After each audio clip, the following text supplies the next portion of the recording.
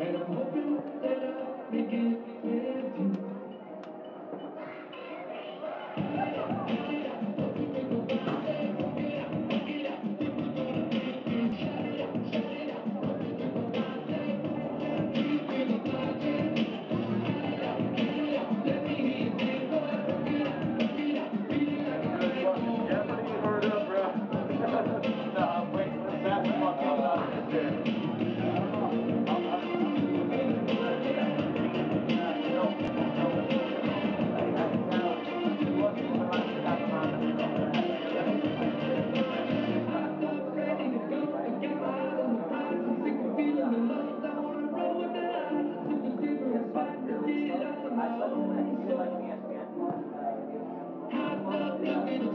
We can shoot for the stars, see the future is ours. Just a beautiful day, we did it all on our own.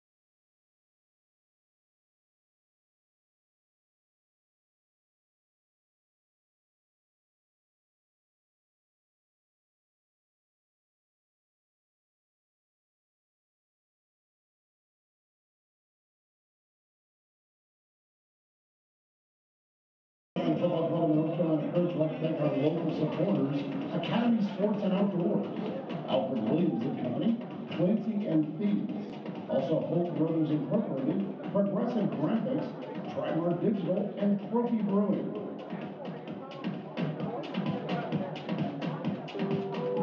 Back on the road. Back in the saddle. Back to the land. Back in the game. Back in the swing of things. Wakeman Orthopedics. Get back your life. And get back in the groove. Dogs are the world to us. At Dogtopia, we stop at nothing to make sure they're happy, safe, and fulfilled, even when you can't be there. And when you're thinking of a place for your pet to play, stay, get pampered, Dogtopia is exactly what they'd ask for if they could.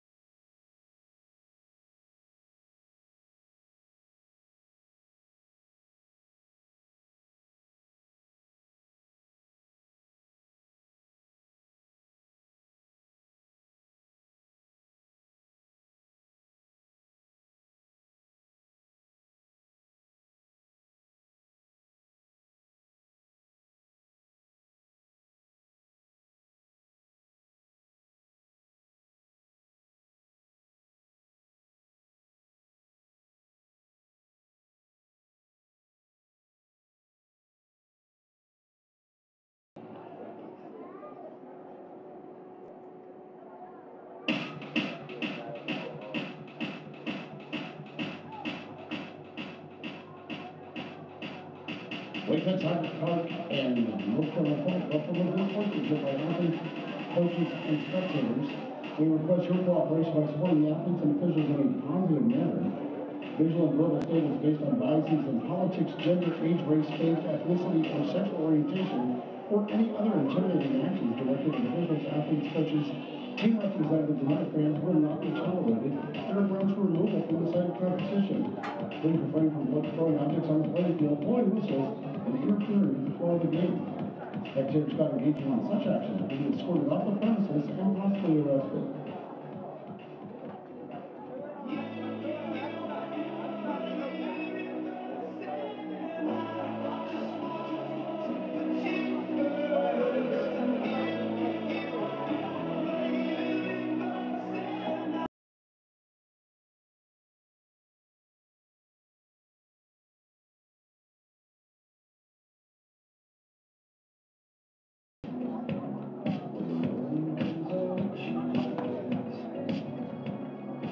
The North Carolina Football Club and the town of Cary welcome you to Wakehead Soccer Park for tonight's USL League One match between North Carolina FC and the Greenville Lions.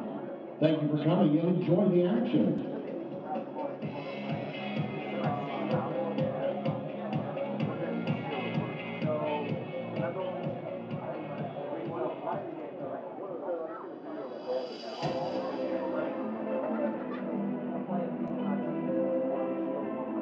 Now the starting lineups first for the Greenville Triumph. Please welcome their captain, number 8, Aaron Walker. In goal, number 30, Paul Christensen. Number 3, Tyler Pollock. Number 12, Evan Lee. Number 15 is Brandon Frick. Number 22, Nate Schultz. Number 23, Alan Gavilanes. Number 10 is Don Smart. Number 33, Lucas Coutinho. Number 11, Jesus Ibarra. And number 9, Jake Keegan. The head coach of Greenville Triumph is John Hart.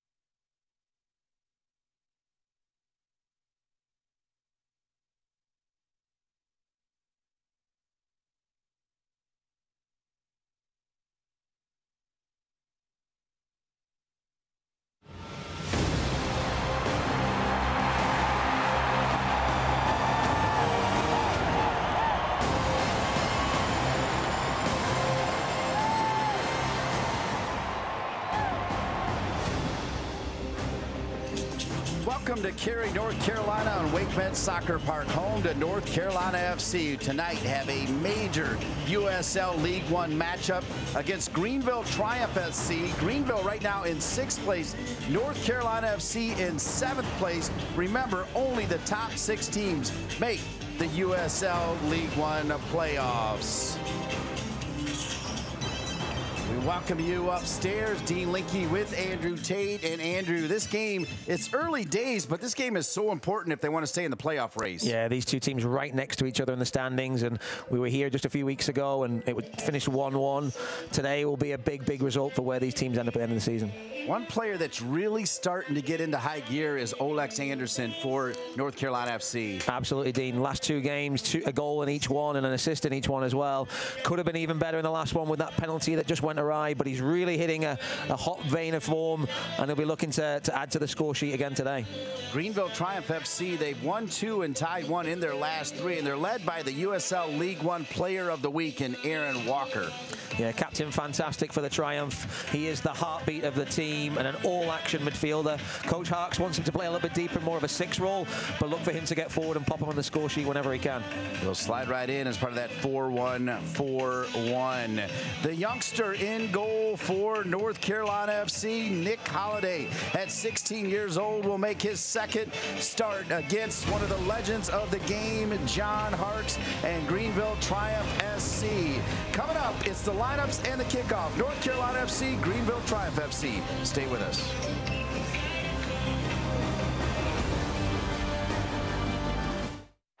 Continental Tire has been a proud supporter of soccer for more than a decade. We've been there both on and off the field for some of the greatest celebrations. We've watched with you as the game and personalities have gotten bigger. We are proud to continue standing alongside you, supporting the game that gives us all so much. Together, we've shared thousands of incredible goals and celebrations. Here's to many more to come.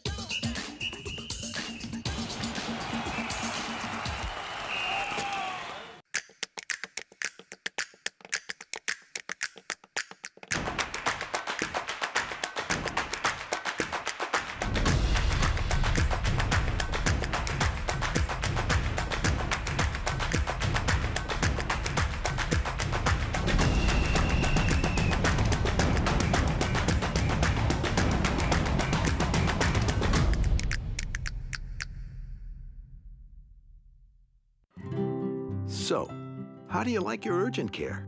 At WakeMed, we have urgent care just about everywhere. Urgent care that specializes in orthopedics and kids. My Care 365, open every day of the year. Even virtual urgent care. Yup, urgent care in your jammies on your tablet. So download the WakeMed All Access app and get urgent care that's caring, convenient, and just the way you like it.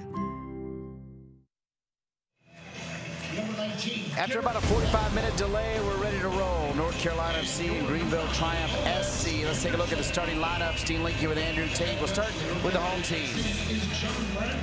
Yeah, North Carolina coming in with 2 changes across that back line. Nick Holliday replaces Will Pulisic in goal, and Brendan Fisher slots in the centre-back role, hoping to get their 2nd clean sheet of the season. It might line up more of a box in the midfield, and the 2 forwards of Olex Anderson and Garrett McLaughlin will look to add to their 7 goals this season, and hopefully their attempt to get 3 points today. And the starting lineup for John Harks and Greenville Triumph SC. And it's the same old for Greenville. Aaron Walker described it as one of the best performances of his time with the club, so it was a great performance. 2-0 out against Forward Madison. Keegan gets the nod up top, yet to score.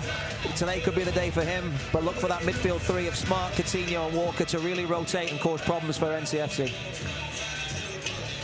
Of course, John Harks, a member of the 90 and 94 World Cup team, played across the pond in the Premier Leagues, and Ibarra right there. Greenville in white. North Carolina FC in their familiar home uniforms. So there was lightning, and it was expected. Like, you looked at the weather report, and of course right at kickoff time is when the lightning was coming around. So hopefully it's gone. They feel like the cell's gone, and hopefully I'll tell you what, this is the way to do it. If you're going to get a delay, let's get it beforehand, not when they get rolling. Yeah, let's get the humidity out. Let's get the field nice and wet and slick. The players hopefully now can just focus on playing some quality football here in Cary. So here we go. Again, North Carolina FC in their home blues, Greenville Triumph SC in their visiting whites. USL League One action on ESPN+. Delighted to be with all of you, and thanks for hanging in with us during that nearly 45-minute delay. As here's Fisher making his first start. The youngster played quite a bit by the end of the season last year, and then had some trials overseas, and then when he got back, Skelton and Fernandez had kind of established themselves, so now he gets a chance. Yeah, and then speaking of Coach John Bradford, it was through no fault of Britton Fisher that he was on the outside looking in. He's had to be patient, but he's got a chance today, and he'll be looking to get a first clean sheet at home. And hopefully then the good work from Garrett McLaughlin and Alex Anderson can propel them to 3 points. So the only point earned at home for North Carolina FC was in fact against this Greenville Triumph SC team, a team that Greenville actually was down a player, and they got out of here with a point.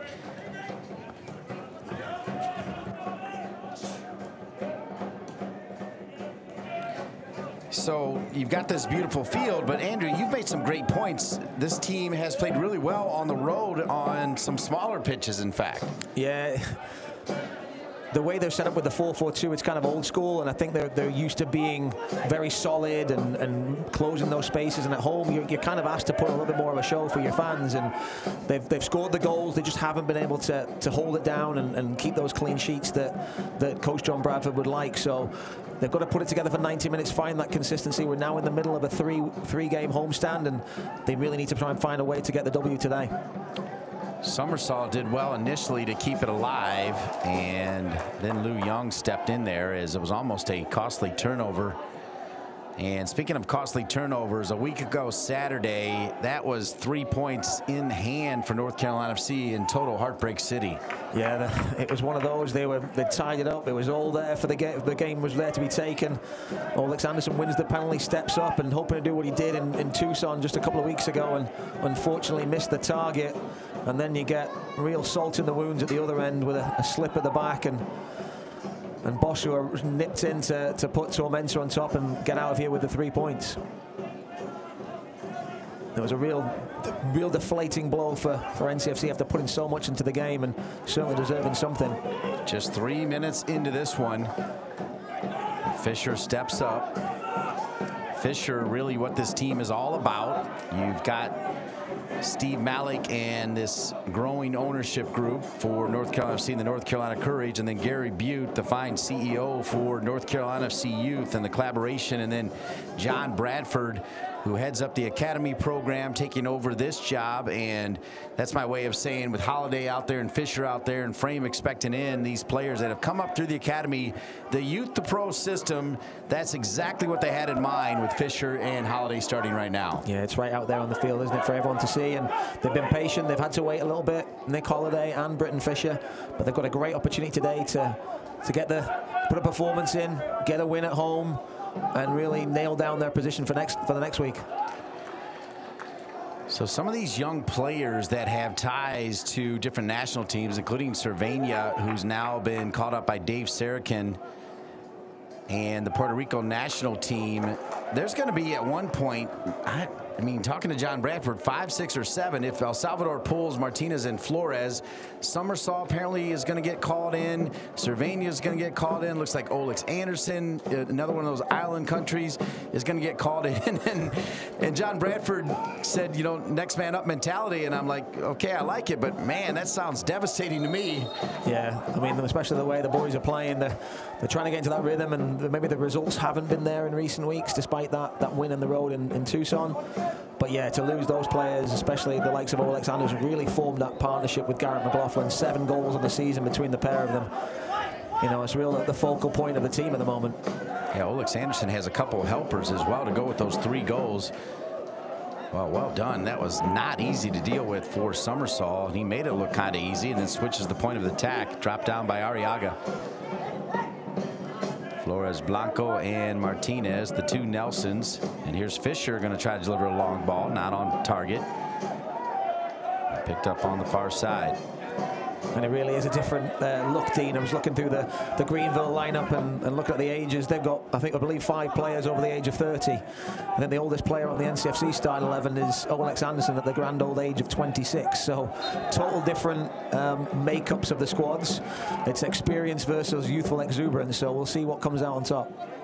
Yeah, one of those players from Jamaica, Don Smart, he's been around forever. He's played a lot of games here on this field. And USL Championship, I think he even made some NASL appearances in the second go around of the NASL, obviously. You had him at 35, right, with your quick math? That's my math, Dean, but it's certainly nothing to write home about my mathematics. Flores, Blanco. And Martinez getting that freedom again. And that was really important there for Holiday. That was not an easy ball to deal with, and he did really well. Yeah, important you get those touches right early on, especially in your own penalty area. I'm just thinking, Don Smart's professional career might be as old as Nick Holiday in goal. You're totally right. Yeah, you figure he started. Yeah, this is dangerous here. Arriaga!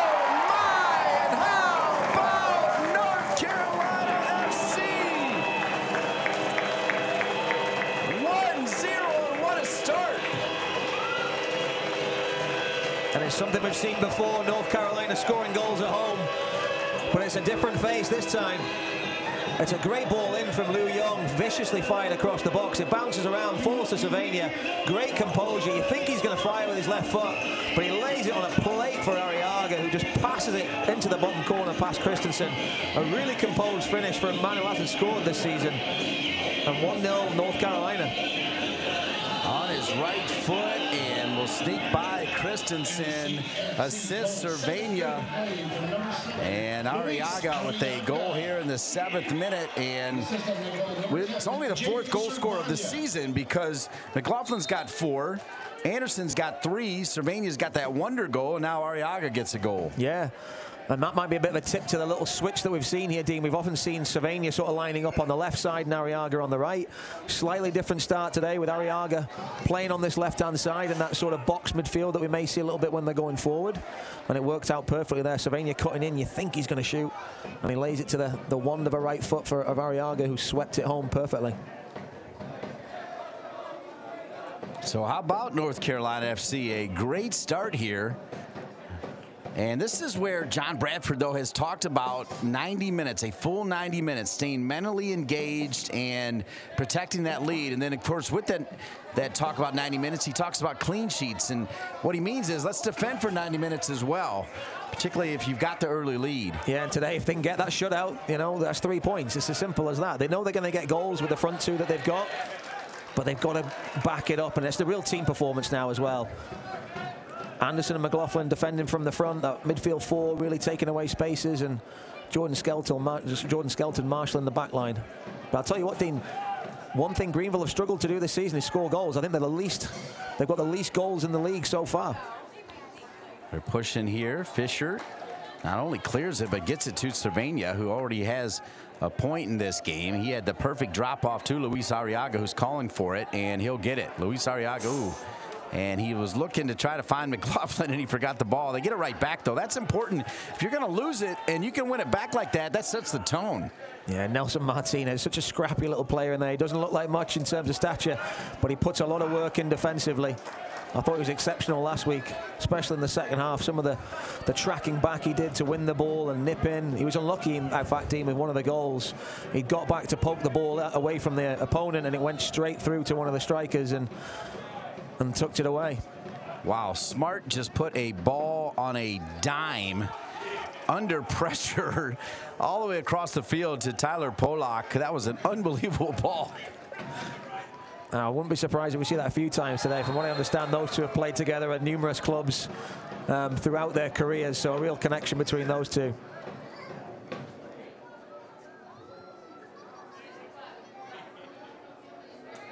So the foul from Polak from Lincoln, Nebraska. And I don't believe a card was issued, but North Carolina FC's over the ball as Polak came in hard there in minute 10. Yeah, we were talking about North Carolina FC. I believe they have the least amount of fouls, and they're among the least as far as yellow cards. They're pretty friendly side here. Yeah, and that's something they've got to change. They've got to make it a real fortress to come in. We were laughing and joking. I asked you who's at the top of the fouls chart, and you nailed it in one with Chattanooga, which we know they're a difficult side to play against, and they make it that way. And that's something I think this North Carolina team has to capture to make this a fortress, make it a place. Despite the surface being so welcoming, the team that they come up against has to be different. They have to make it a really tough place here to play.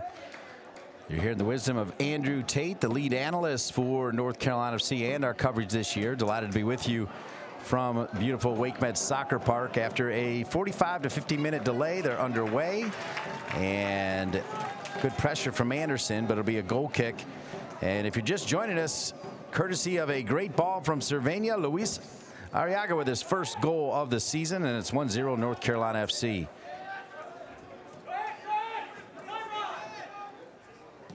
Good pressure by North Carolina FC. One back by Martinez. Summersall been all over the field. He is not a tiny man either. He's a big presence, and I'll tell you what, he always puts in solid shifts from my eye. I've really liked him. He's settled in so well this season. I don't think he's put much of a foot wrong all season so far. Oh, this is good play. Wow, great touch from Anderson. Back to Lou Young. Lou Young, the right back. Arriaga was open again. Oh, nice ball dropped. They had Arriaga on the far post, and tucking in the middle, I think, was Martinez. Let me confirm that. Or was that Arriaga? That was Martinez, right, that they dropped it to? Correct, Martinez. Yeah. But once again, Lou Young causing problems down the right.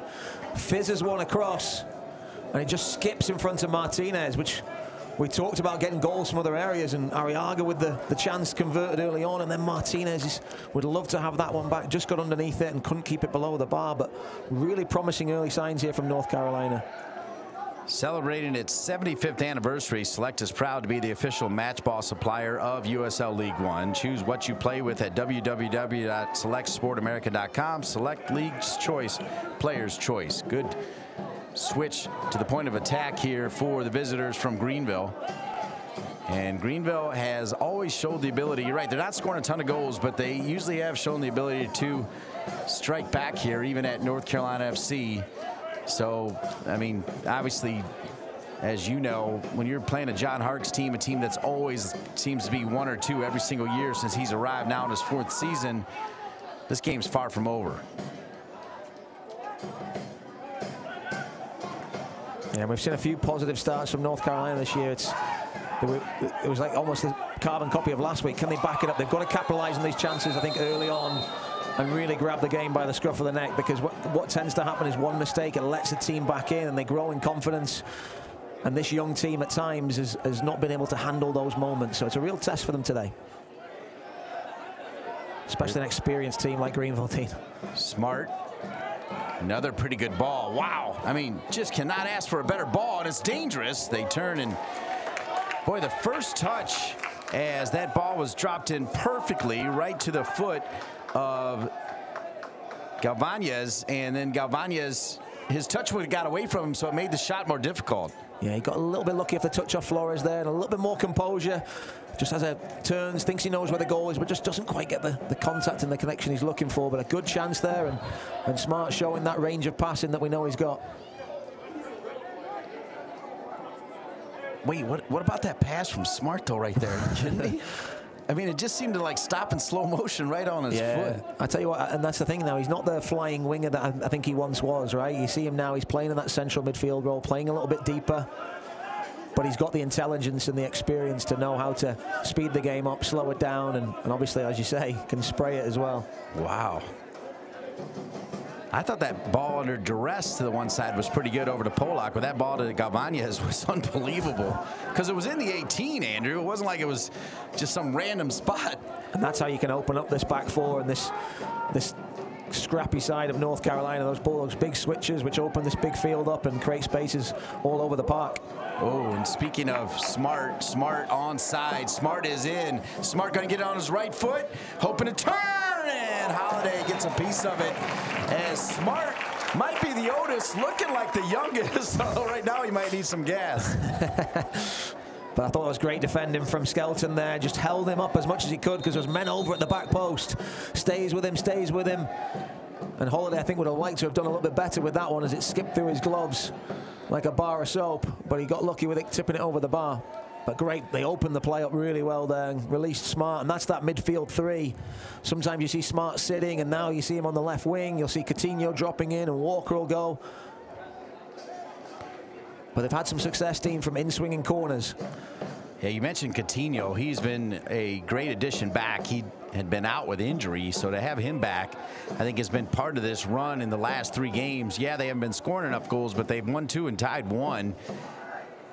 And that's pretty big. Ooh, wow, headed away. That one might have been in as it was headed off the line. Yeah, and it's Captain Walker, I think, with the header back across goal. He scored last weekend. I think it might have come off his shoulder last week, but he was in the right place at the right time. It was Arriaga with the clearance. So Arriaga's got a goal and the big clearance right there, right? Yeah, absolutely.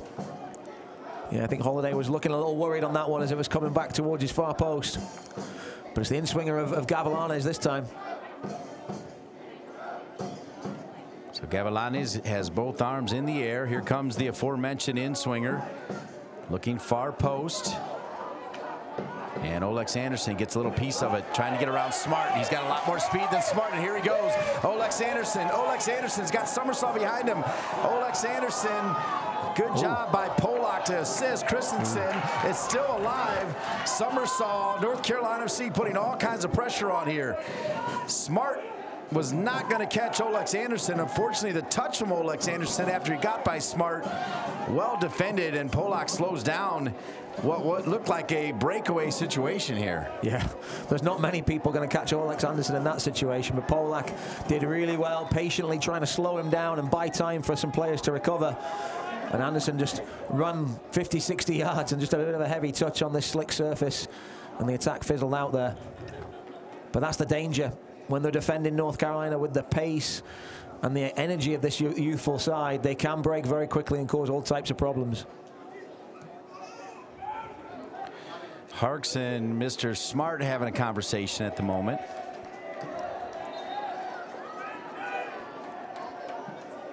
Talking about John Harks, the coach for Greenville Triumph SC. Very much in the picture again for the head coaching job at DC United. Go ahead, Andrew. No, I was just going to say, I'm just thinking about Smart. He was just sprinting down the left wing 2 minutes ago. Right now he's sprinting down the right back spot to recover there. So thinking about myself, Dean, I'm going to struggle with that in my late 30s, you know. Don Smart's a much better athlete than I am, that's for sure.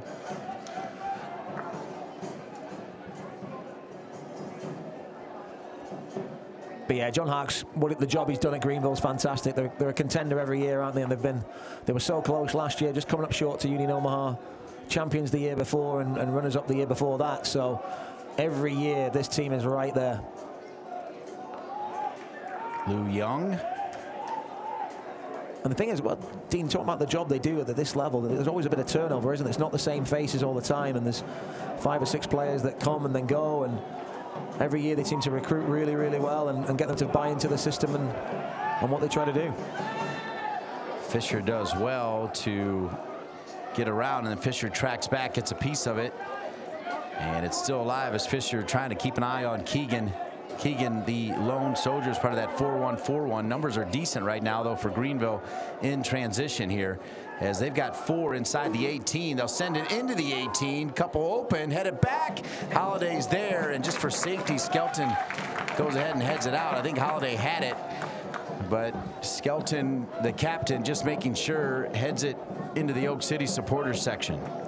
And Dean, I'm not one to advocate for dirty play or things like that, but I think there's sometimes there, like Britton Fisher, in transition, the team has to recover so much that maybe there's a little foul or something, little give up you can give there, where there's a little free kick just to slow and break it up and allow players to get back in positions, because they're so stretched at times in transition there.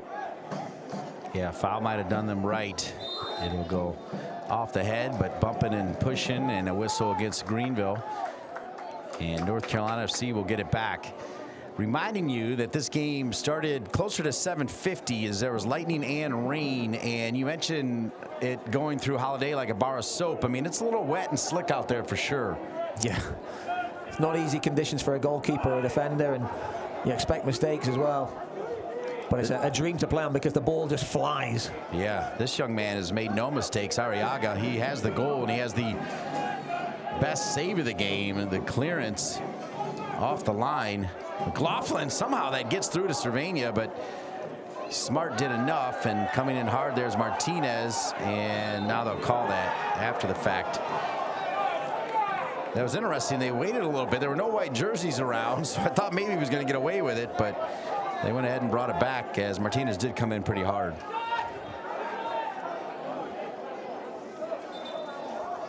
Yeah, he comes through, gets the ball, kind of clatters into Ibarra after the fact. Interesting decision. I know it wasn't well received by the North Carolina bench, but allows him to take a breath, though. The title holders take the spotlight once again when New Mexico United travels to Orange County SC. Don't miss any of the action Saturday, June 4th at 9 p.m. Eastern on ESPN Deportes. Long ball along the left flank. Lou Young defending, and Lou Young will knock it out of bounds. Well done to be a throw-in back to Greenville.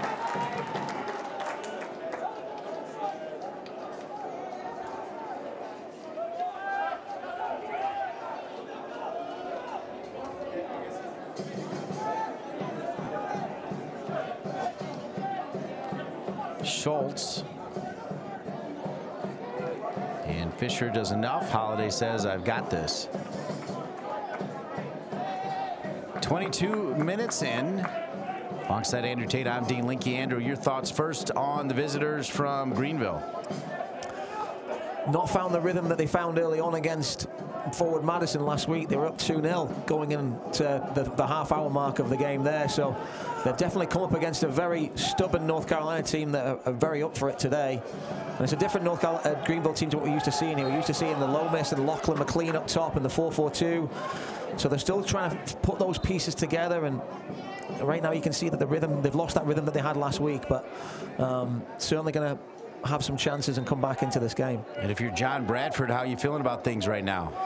Feeling really good, but the problem is they've been in this position a few times this season, Dean, and not been able to kick on and get that second, get that third, and put that game really in the bank. So he will be trying to make sure that the team stays focused and disciplined defensively, and I think everything will be now, can we get the shutout and make that goal stand up? If we can add to it, then fantastic. Anderson, good little ball back, and here's Arriaga. He'll drop it back. Cervania gave one to Arriaga earlier.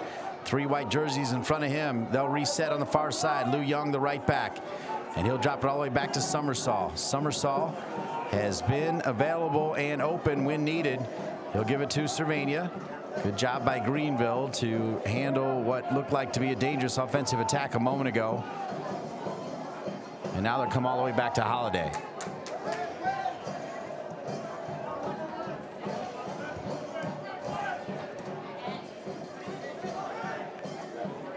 Flores Blanco. Good patient build-up from North Carolina.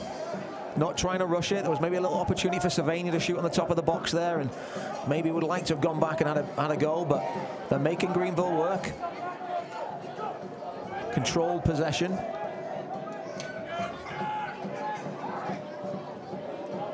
McLaughlin chests it down. Boy, I really like that pass. And he didn't get it back. Man, that was solid. You had a great view of that, but that was well done. And that's what they're looking to do, set up those little combinations. So they suck the Greenville midfield forward, playing behind them, get it into McLaughlin. And then you've got Arriaga looking to combine there. But yeah, didn't quite come off that time.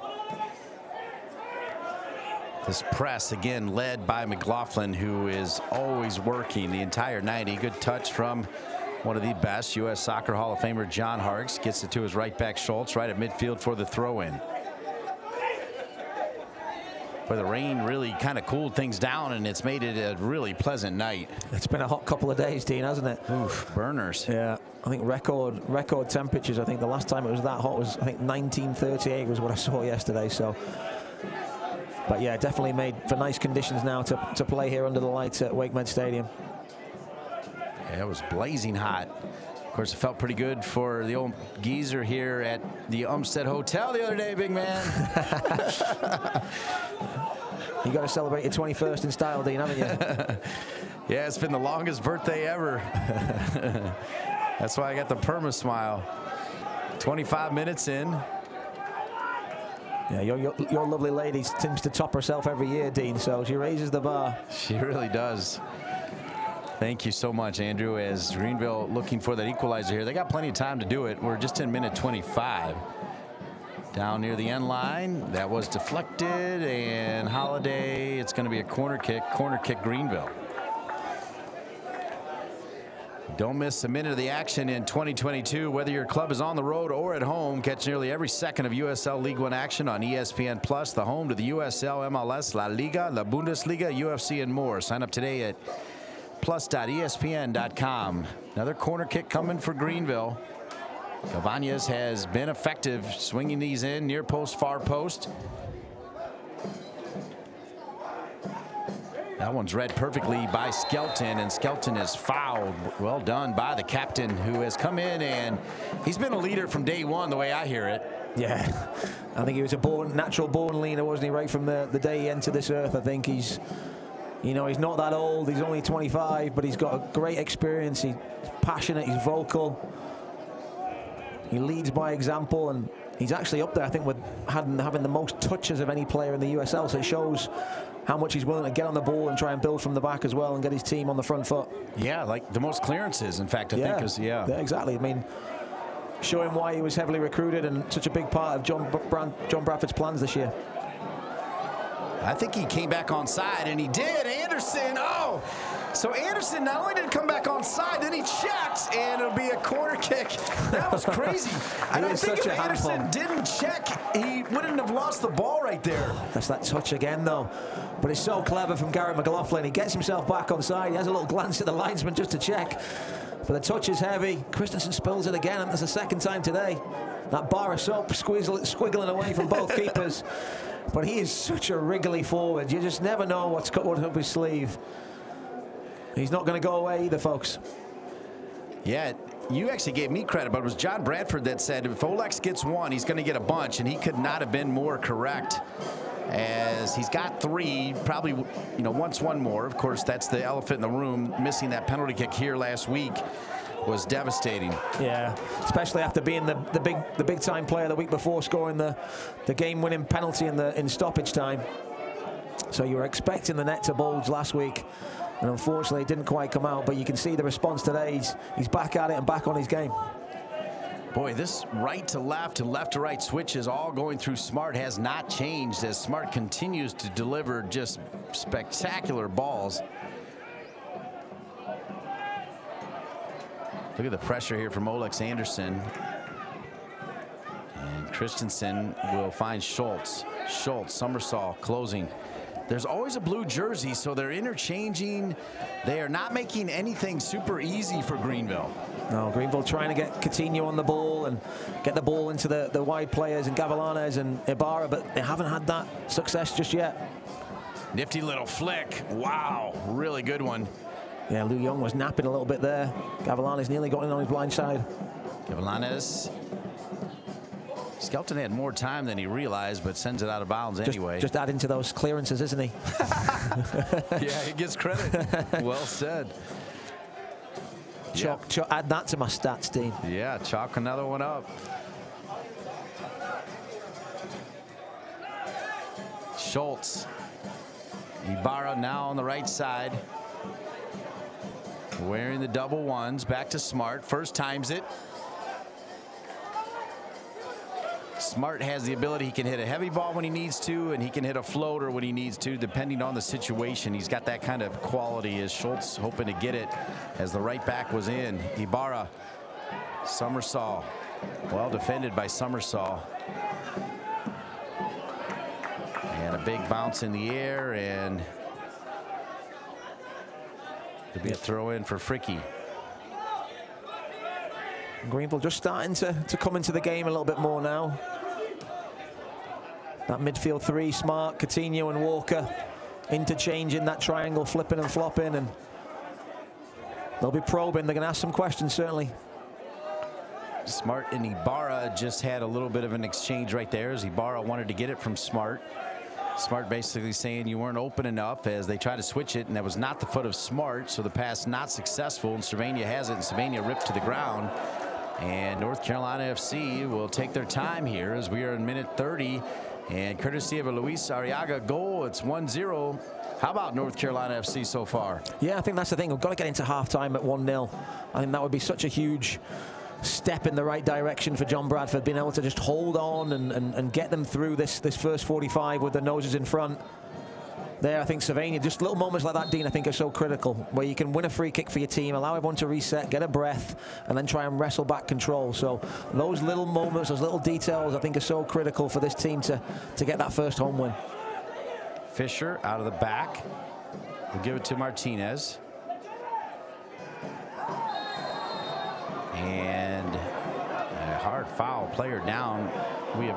We've seen plenty of fouls. We've not seen a yellow yet, though, correct, Andrew? Correct. I think Polak's, he's getting the last warning there, because I think that's the second or third foul. I can think of 2 on Sylvania. That one, I think Sylvania gets a little lucky, because I think he dallied on the ball a little bit, Dean, and as he was trying to play the ball out, it looked like Polak had nipped in, and Sylvania kicked his foot, but there'll be no complaints from North Carolina. So Martinez is on it.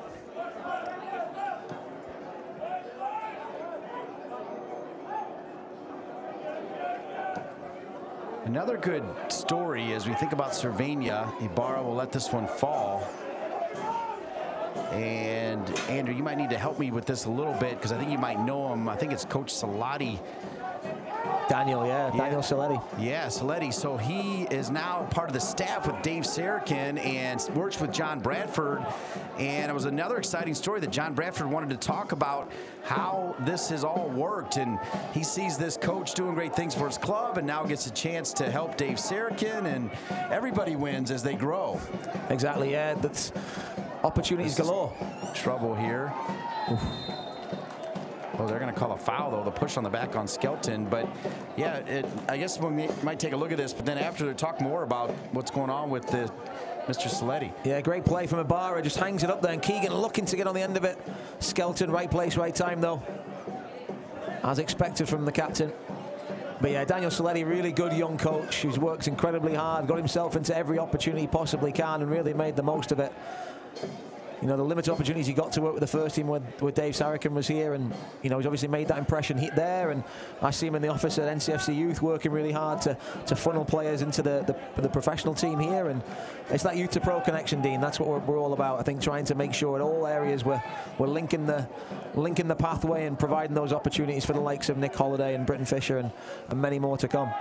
One of the great parts of that story is Dave Sarakin actually asked John Bradford. He didn't want to take John Bradford away from this job, but said, do you think it could work where you could also do it? And I think John Bradford looked at what he's doing with the academy, what he's doing with this team, what he's doing with his beautiful family, and said, no, I can't do it, but I've got the guy for you, and yeah. Dave Sarakin jumped on it. I wouldn't have been surprised if John said, yeah, I'll add it to my list of things. He's taken on so much here in the last few years. I don't quite know how he does it, but for me, just getting your team up for every game, especially after a dagger last week, getting them back up for this game, getting them hungry, working in the week. Then you've got the academy and all that good stuff. So John does a fantastic job, and it's great to see North Carolina back out there competing again this week. Yeah, well said. Talked to John Bradford yesterday, John Harks today. John's daughter, Lily, graduating this weekend at Elon, not too far from Cary here over in Burlington. So a big weekend for the Harks family. And John Bradford, you're totally right, a positive attitude. You could have hung your head, and this team has not come out as if anything happened last Saturday. Yeah, I wonder who motivates John. It must be his wife, Jill, I'm sure. Because it's hard, you know, as a coach, you really take those defeats and the bad breaks and things like that, and why is it not working? And it's hard because you've got to be the one that motivates everybody else. But he's got the team back with the bit between the teeth and looking to get that 90-minute performance as we've talked about. But he's got a hungry group of players here, Dean. I think we've seen that from game one. They're hungry, they've got a point to prove, and there'll be no easy games when they come in here. Yeah, you know, and John Harkes put an exclamation point on that. He said, this is a really good side. He said, look, I want to get 3 against every team, but I always know when I play North Carolina FC home or away, I'm going to get a team that is well coached, that's feisty, that wants to prove something. So I guess I was trying to get him to say this was an easy one, and he was not buying it at all. Trying to get that fuel for the stoke the fire.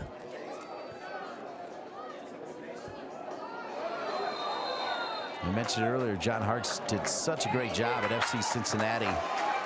And now we've got our first booking finally here, right? Sylvania once again doing a great job of just grabbing the game and allowing players to get forward and holding on to it for his team. He's looked really good on that right-hand side, Dean. Won 3 or 4 fouls now. Just controls it well, gets the right side of Smart, and clearly grabs a big handful of his shoulder there. So free kick opportunity as we now are in minute 36. Number 10, Don Smart.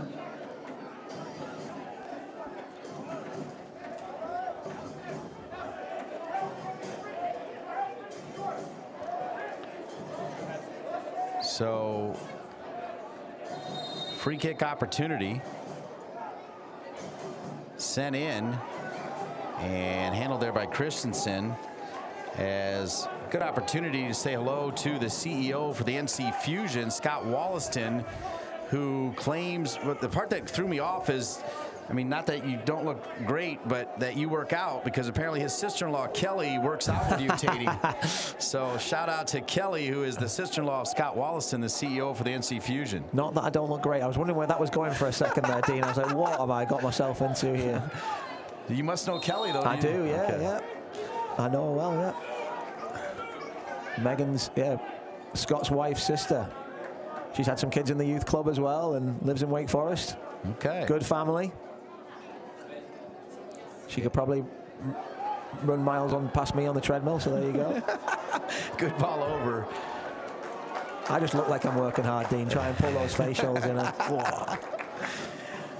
Scott Wollaston, like Gary Bude, I think one of the top CEOs in the country. It's amazing, and they're not that far apart, you know. I mean, yeah. Two great clubs. Yeah, I was lucky to be a part of that club for a good few years there, and the amount has changed from when I first started to where it is now. It's night and day, and it continues to get better, like many things in the youth soccer game here and soccer in this country. Corner kick, North Carolina FC, driven in near post. Found the head of McLaughlin, but he skies it over. He was open right there. Yeah, you'd expect McLaughlin to hit the target there. You can see he's disappointed with himself. They've had a few chances, a few half chances here to add to their 1 goal. And those are the moments that they hope to not regret later on. They haven't given too much away to Greenville so far in this opening 37 minutes, but it can all change in the blink of an eye.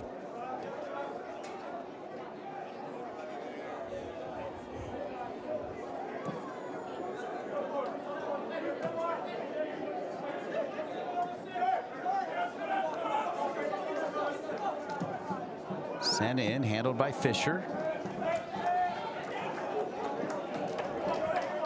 It'll be knocked out of bounds.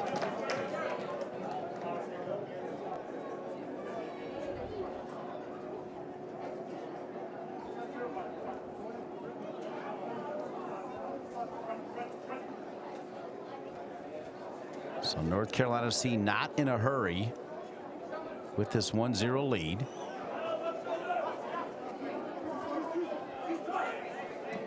There's a little bit of humidity, but for the most part, I've got to believe the players are feeling pretty good out there. It's a lot better than it was, Dean, I'll tell you that. Yeah. Just getting a little bit of a rain, a little bit of a downpour to relieve some of the stickiness here. Yep, a little breeze comes through every once in a while, and with the surface being damp, I think it's ideal. As Flores Blanco, McLaughlin will square it to Summersall. Anderson. Oh, yeah, well said. I think we both saw that. Was a great sequence, wasn't it, Dean? Yeah.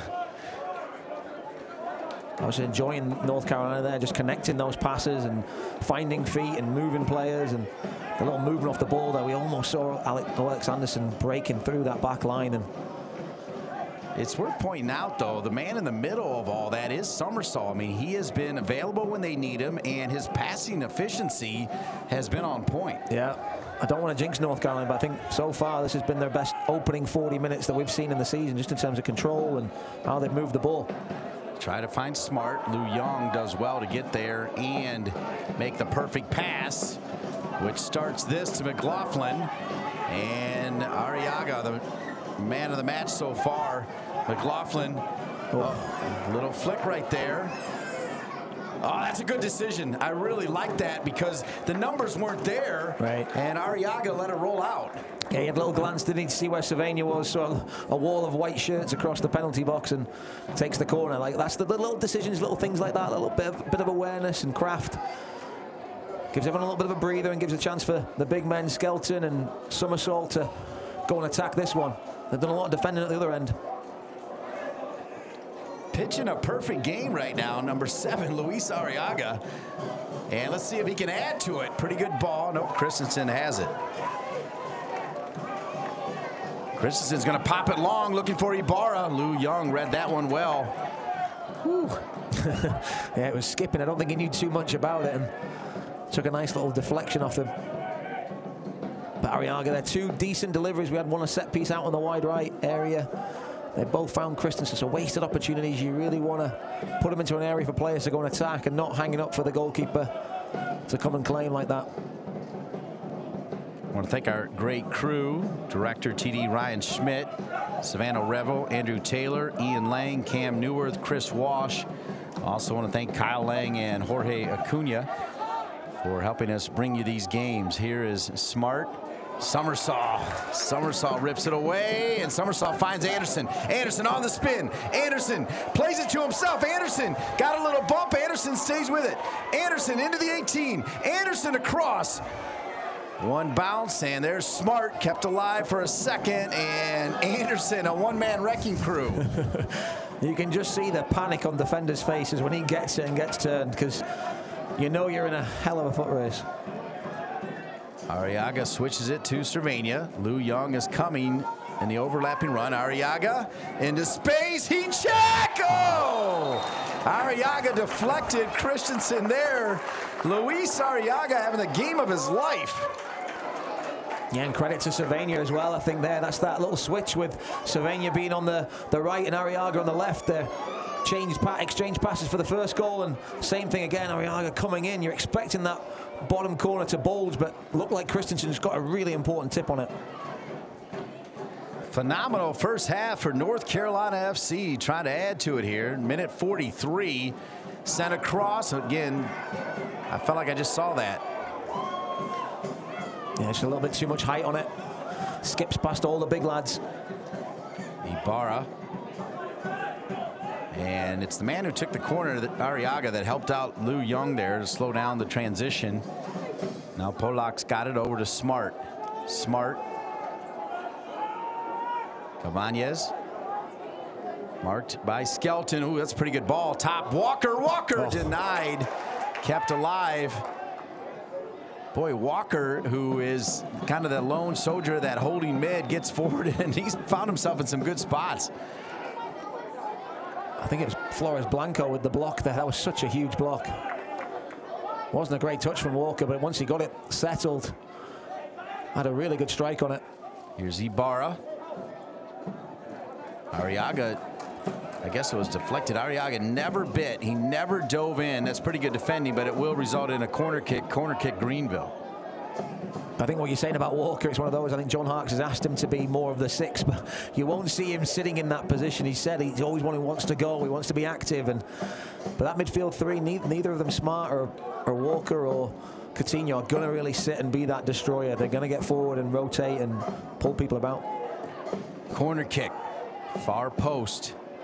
Skelton there first. Skelton has done well on a lot of these set plays, and Holiday read that one perfectly. It'll go out of bounds, and tick-tock as we're in minute 44. I'm not anticipating a ton of added time here. Just that one yellow card, the one goal. I don't think any major injuries that I remember. Are you going to stick your neck out and go 1 then, Dean, or are you going to say 0? I'm going to just go 1. Yep. Steady answer, right? The safe one. I'm just going to go under then. I'm just going to go no stoppage time. Okay. I've not seen that in a long time. You know? Yeah. But fair play, though. It's been a good, clean game, hasn't it? Very, very competitive. You can see the tactical battles in there with the midfield 3 for the Triumph versus that box midfield of Somersol, Martinez, Cervania, and Arriaga, the star of the show so far. 1-0 lead for North Carolina FC. They try to find McLaughlin, read well by Greenville Triumph SC. Again, coached by John Harks. North Carolina FC, coached by John Bradford. There's Walker to Smart. Smart usually thinking long ball for most of this game. And it's knocked out of bounds. It'll be a throw in for Greenville as we are waiting for the indicator here. It's not a good sign for you, Dean. It's not coming. It's not coming. Oh, I feel like you might know something. I'm not sure. It might be being played here. There is a board being waved. Okay. Walker somehow kept alive. I don't know how he did it. Walker. Uh-oh, this is dangerous. This is dangerous. Pretty good ball across. He barred. And saved there by Fisher. And we just had the 1 minute. And this might be the longest minute ever. That was danger time there as Greenville almost pounced. Yeah, I think it was Fisher came up big there to get that block on just inside the 6-yard box, but it was really scary for a moment there for North Carolina.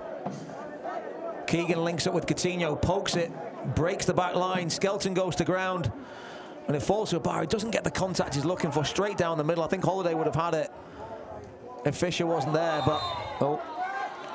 Just a handball called on Somersol. But just a minute of extra time, and according to our clock, that's about 15 seconds from here. So see how much. Looks like the referee's going to let Greenville finish off this play. So it'll go over a minute, I think. I think he's going to see where where it rebounds, bounces around, and I'm not sure he'll give them the time to take a corner if it results in a corner.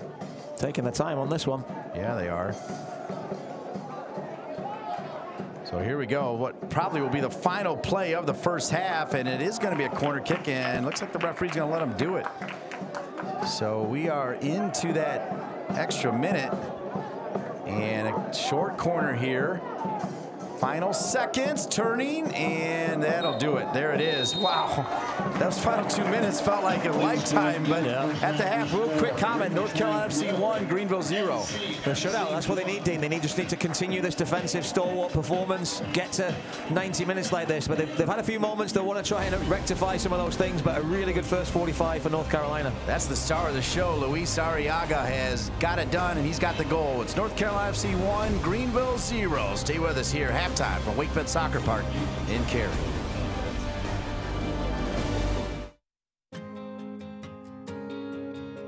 When times get dark,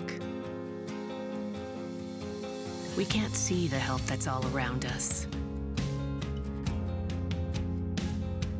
When you don't know where to turn, let 211 be your guiding light.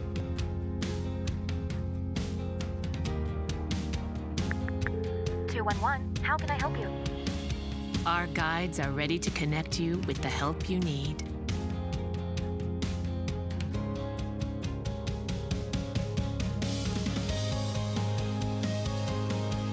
For help with food, healthcare, mental health, and other resources. Call 211 or visit 211.org. 211. Get connected, get help.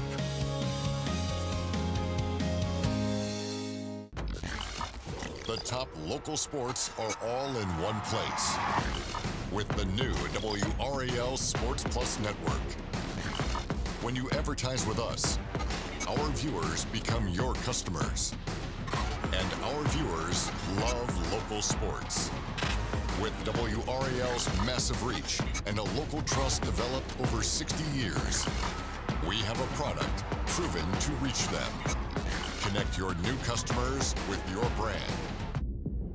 Oh, and did we mention we cover a lot of sports? Join our team and advertise with WRAL Sports Plus.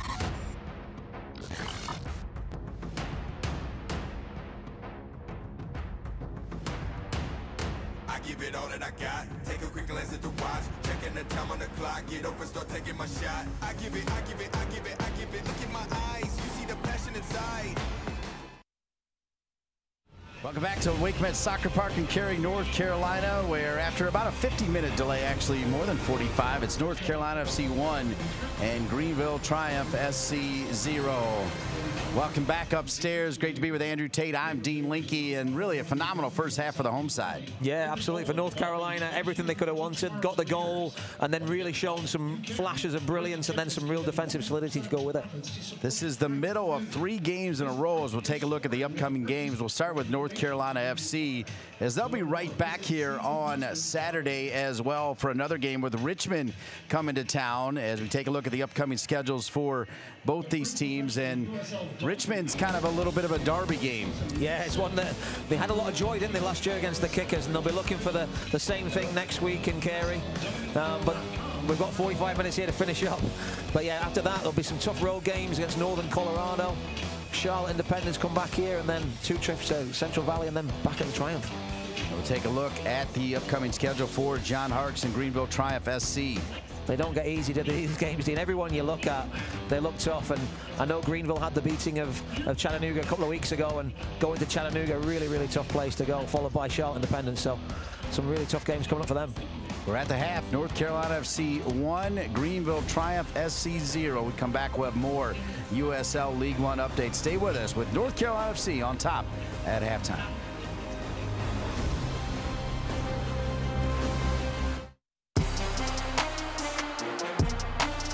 It's a goal for Orange County SC, and their first of the season. And that's full time. The old guard with a new trophy. Orange County wins the USL Championship final. For the black and yellow, New Mexico takes the lead. And all 12,000 plus here at the lab are on their feet.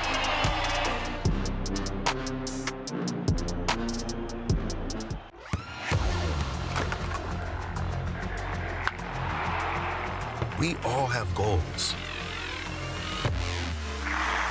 But let's be honest, most of us aren't going to be professional athletes. But if your goal is to finish your degree, we can help. Come to a university that puts your goals first. Bellevue University, your partner in finishing goals.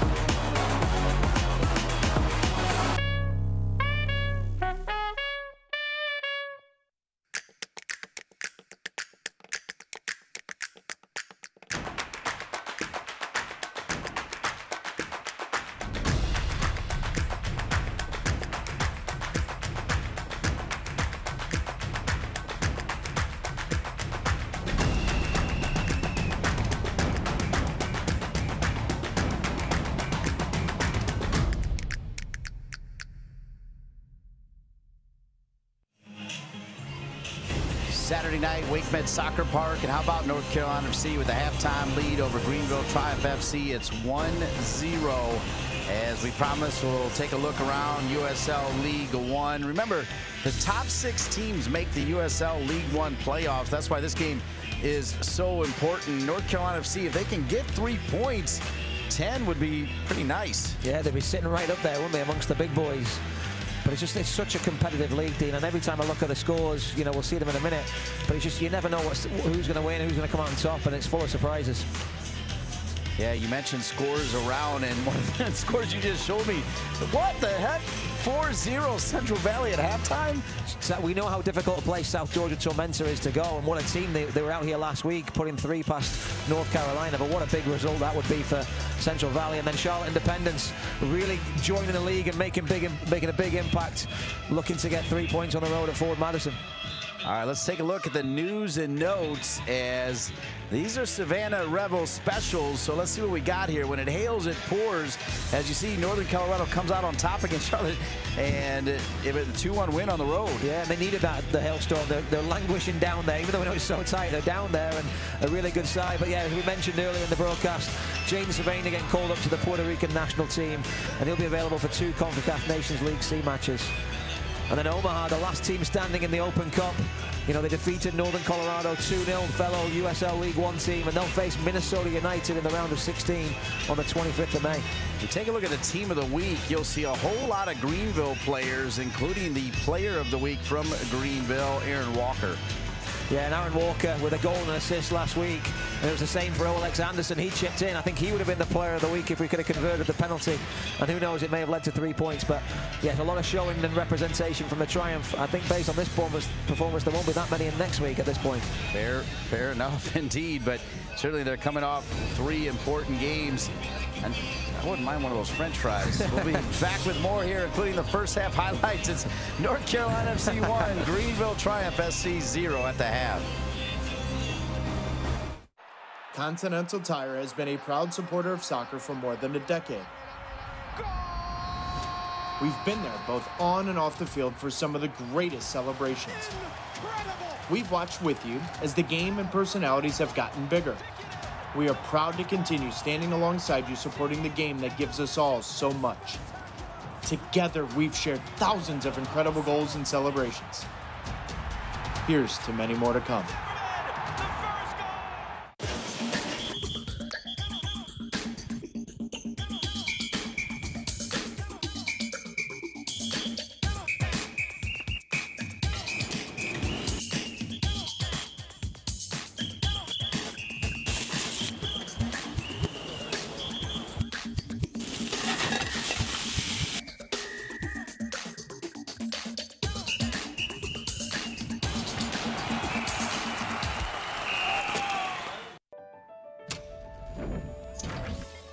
At Strategic Systems, we understand that a reliable IT infrastructure doesn't just materialize by itself. We've been helping Triangle businesses of all sizes build and manage secure, reliable technology solutions for over 25 years. Strategic Systems and CEI. Are you transforming your business? So, how do you like your urgent care? At Wake Med, we have urgent care just about everywhere. Urgent care that specializes in orthopedics and kids. My Care 365, open every day of the year. Even virtual urgent care. Yup, urgent care in your jammies, on your tablet. So download the Wake Med All Access app and get urgent care that's caring, convenient, and just the way you like it. North Carolina FC, your home team, as we're at the beautiful WakeMed Soccer Park in Cary, and courtesy of a goal from Luis Arriaga, it's North Carolina FC 1, Greenville Triumph SC 0. Dean Linke with Sir Andrew Tate, and let's go to work and take a look at the first half highlights. Yeah, it was a great opening start from North Carolina. Lou Young fires it across the box. It falls at the feet of Savannah. You think he's going to pull the trigger, but instead lays it off to Arriaga, who sweeps it home expertly to put his team 1-0 up, and it was a great start. But Savannah, great composure. Arriaga doing the rest. And you can see what it means to him and his teammates, getting up on the front foot. But then we saw Greenville have a good spell. They cut through this back four for North Carolina. Skelton does well to stay on his feet. Goes to ground. Smart gets the shot off, and Holiday looking at his gloves to figure out how it got through there. Slick surface today. Gets lucky with it going over the bar. And then McLaughlin, turn provider here for his fellow strike partner, Alex Anderson. Heavy touch, but we saw this a few times. Kristen just spills it. And Anderson, he doesn't go away easily, continues to wriggle and wins inside a corner. But he's been a real nuisance, as we expect. Savannah, though, again, linking with his fellow midfielder, Arriaga. Little heat check there. Yeah, exactly. And Christensen came up big there with a big fingertip save to prevent the ball from landing in the bottom corner. Yeah, one highlight we didn't show you was Arriaga actually clearing one off the line, as he has been spectacular, and possession in favor of North Carolina FC. Just a really solid first half. Yeah, absolutely. I mean, you wouldn't see, there's not a lot to split between the teams, but they've done well to get the goal, and they've done everything to protect it as well. But the corners, I think, in the second half, there'll be more corners for Greenville. They've answered them in the first half. They'll have to continue to do the same in the second if they're going to get the win. So we're going to step aside, take a quick break here, and be back with the start of the second half.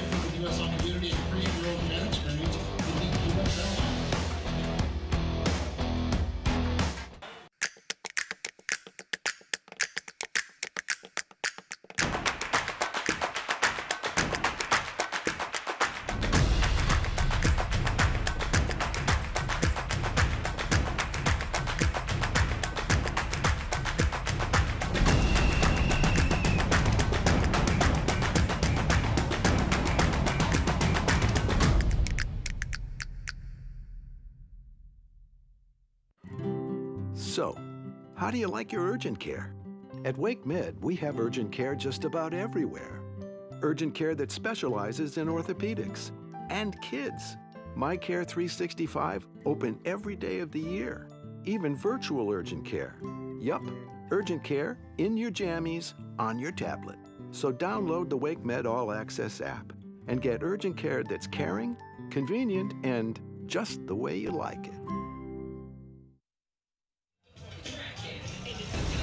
Luis Arriaga, the star of the game so far, as both teams taking their time here to head out here to start the second half.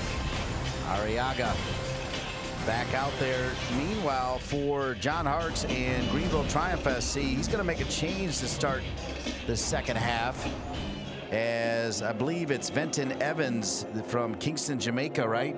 Number 19 coming in for Don Smart. How about that? Yeah, it's a bold move. I think Keegan was lacking in support up front, struggled to get any joy up against Fisher and Skelton. So it'll be interesting to see how they line up now with Evans coming in. No changes for John Bradford and his fine crew.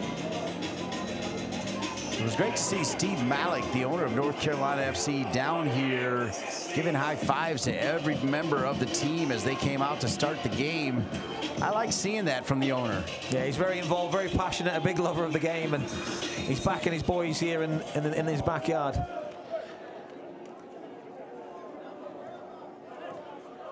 Spent time earlier with Kurt Johnson, who sits right below us here, the perch.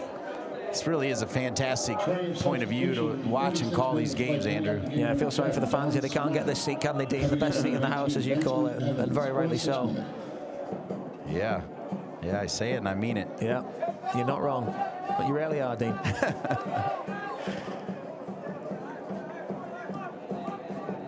Summersaw has been so good. I mean, that pressure came from Summersaw and Cervania as well, but Summersaw, the more I watch him, Andrew Tate, the more I really like what he brings. Yeah, I think in recent years, I've been crying out for them to have a larger, more physical presence in that midfield, and he's so athletic. That long, gangly stretch of his with those legs, he can cover the ground, he makes it look effortless, but he can also break things up very easily. Yeah, and when he breaks it up, he has the ability to deliver some pretty good balls, as we complimented Smart for his service, Summersaw as well. Smart is now out of the game. Dive into that a little bit more. What do you think Hart saw to make that change? I mean, he's sitting on a yellow card. You know, he did exert himself a fair bit in that first half, you know, with some lung-busting runs down the left flank and then tracking back down the left flank for North Carolina as well. So, you know, I think it's one of those, he's trying something different. It looks like Ibarra's going to slide into the middle in that midfield three and maybe look to get forward from there. And Evans will maybe give them a bit more of a direct presence down that right-hand side. So just 2 minutes in to the second half, and a really good opportunity here now for the visitors from Greenville to equalize. They've made the change. Evans in for Smart, number 19. And handled there by Holiday. Well done by Holiday to parry it down, one bounce, and picks it up. 16 years old, this young man. Of course, his dad, former football player for North Carolina, still part of the staff over there. So tremendous pedigree, tremendous genes, and a promising future at just 16 years young. Yeah, we haven't had to say his name much in that first half, have we? So hopefully for North Carolina it remains that way. But if I was a betting man, I would probably say he's going to have a slightly busier second half. But just thinking back on that Don Smart move, Dean, we're speculating. It wouldn't be surprising if he got a knock or something. You didn't mention there was a conversation between him and John Harkes in the first half. Maybe there's a little niggle there, and they've had to withdraw him because of that. We know what a presence and a key role he plays for this Triumph side. Lou Young gives it away. Polak over the top. It'll be out of bounds, and now we get a little closer look at the big man Skelton. John Harkes still having a discussion with the referee.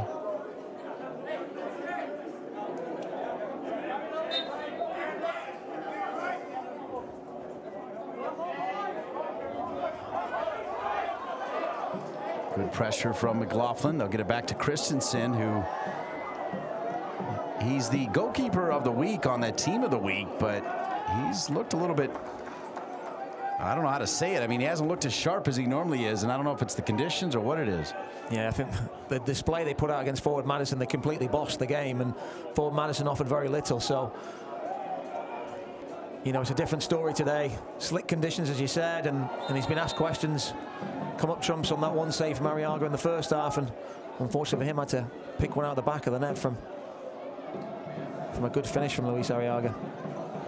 As luck would have it, I was in Madison, Wisconsin last weekend for the Big Ten Network, and nearby where we were broadcasting, Keith Tiemeyer, who's part of the Forward Madison technical staff, was down in Greenville, and he had just gotten back, and I went over and talked to him, and he said, yeah, Forward Madison did nothing in that game, and it was Greenville. Yeah.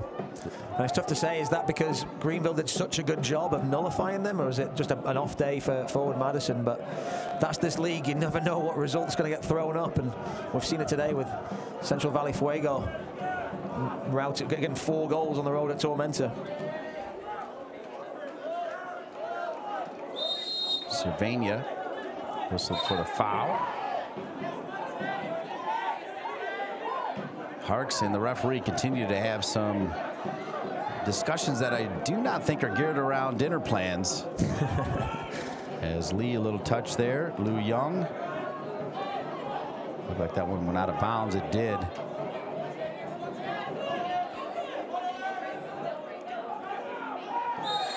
Cervania has come in hard twice now, and let's see if he gets a booking here. He's going to get his final warning, I do believe. Next one will be paint for sure, right? He's not going to get a card there. Next one he will. Yeah, Cervania's not afraid to put a tackle in. And I was talking about giving away fouls, but not in these areas, Dean. These are prime opportunities for Gavilanes or the right foot of Coutinho to really cause a problem. The likes of Lee, Fricky, and Walker, who loves to get on the end of them. Gavilanes looks most interested, but we have also seen Coutinho serve pretty good balls. Gavilanes does most of them. He'll take this one. Holiday stays put. It's loose, and Summersall is there.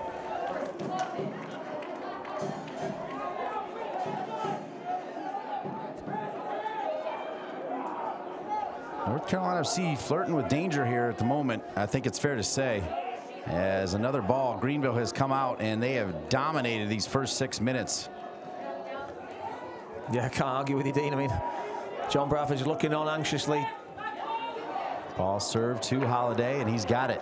But you've got to be able to suffer in those moments and come through them. That's something they've struggled to do, is even when they're not playing well, find a way to not give up goals and get out of there with the result that they need. So they'll be quietly pleased that they've managed to navigate this opening 6 minutes so far. Arriaga, that looked like a turnover there as Fisher. I think he was looking for Martinez and missed him, but Arriaga saved the day and then gets fouled.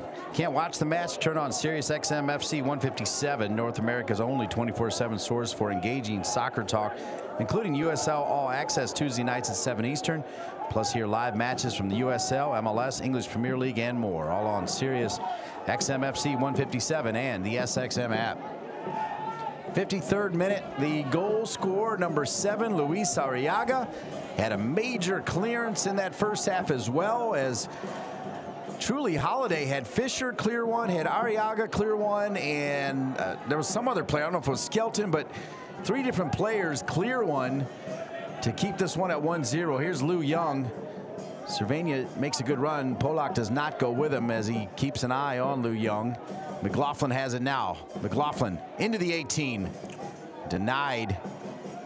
And he's denied by the newest member out there in Venton Evans, who was the sub for Smart. This could be trouble, as running it down is Keegan, and Keegan gets a touch on it, but Holiday's in the right spot. Well done by Holiday to come out knowing that if there was going to be a touch, that's where it would be. Yeah, he read the game well there, didn't he? I thought Fisher did really well to step in, but he got an unlucky deflection back into the path of Keegan, and Keegan couldn't execute that ball across because Coutinho was waiting right along the top of the box, wide open. Rare turnover from Arriaga, but then Coutinho slips on the surface. And different wavelengths there. Alex Anderson looking for the straight ball between the defenders, and Summersall read it as a check to feet. So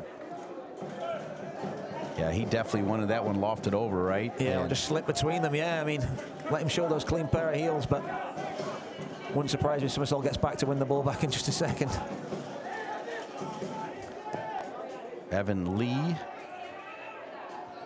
from where I grew up, Toledo, Ohio, as that one sent across and out of bounds, and Holiday will take his time. 55th minute.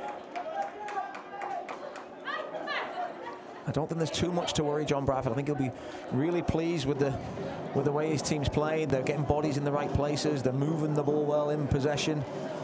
Like I said, when they're out of possession, they've just got to suffer through those moments and survive them, because when they get the ball, they'll create something the other way. And I'm impressed with Britton Fisher today as well, Dean. We've not said his name much, but on the ball, he's done well. He stepped in at the right times. It's not easy to come in for your first game of the season at home against a powerhouse team like the Triumph. I support that statement 100%. I think Fisher has been solid. And he's got good size as well. We talked about the size of Skelton, and Fisher is no small dandy out there. I mean, he's got some good size for the youngster. Yeah, exactly. And I think that might be something that John Bradford's tinkering with. You know, when you mentioned all those players potentially leaving, is do they go to a back three with all 3 of them in? Fernandez obviously is unlucky to miss out today. He's on the bench and certainly not put a foot wrong to this point in the season, I don't think. You know, do you put all 3 of those big boys back there and have that presence on set pieces going forward? Yeah, not a bad thought, as it does seem like this box in the middle has kind of been the formula for John Bradford this year. Speaking of box in the middle, the North Carolina Courage will take on the San Diego Wave out here at WakeMet Soccer Park, 2 o'clock tomorrow. It is going to be a nice crowd, and Alex Morgan comes in red hot, 5 goals in 4 games already. Abby Dahlkemper, the former North Carolina Courage superstar, returns, and that's going to be a great game tomorrow, 2 o'clock, North Carolina Courage in San Diego. Meanwhile, North Carolina FC back and forth. Olex Anderson, and hit that one. It'll come back to our visitors from Greenville. And he loves to dangle the ball out there and entice defenders to make a challenge. That's exactly how he won a big penalty last weekend. But there we've just seen just a little bit of a lack of quality at the key moment there. But that'll be what John Bradford will want, getting those forwards, driving at those defenders and get them on the back foot. Cervania doing well to hold on to it. And winning it back as well. Well done by Cervania. Sent across by Nelson Flores Blanco, who has not made quite as many runs as we normally see from him over on that left side. We've also not seen him peg back the other way either, have we, Dean? It's just sort of like got it locked down there. I think with that box midfield, he hasn't had to do it. Arriaga's just driven forward, hasn't he, from that inside? He's gone inside and done it himself.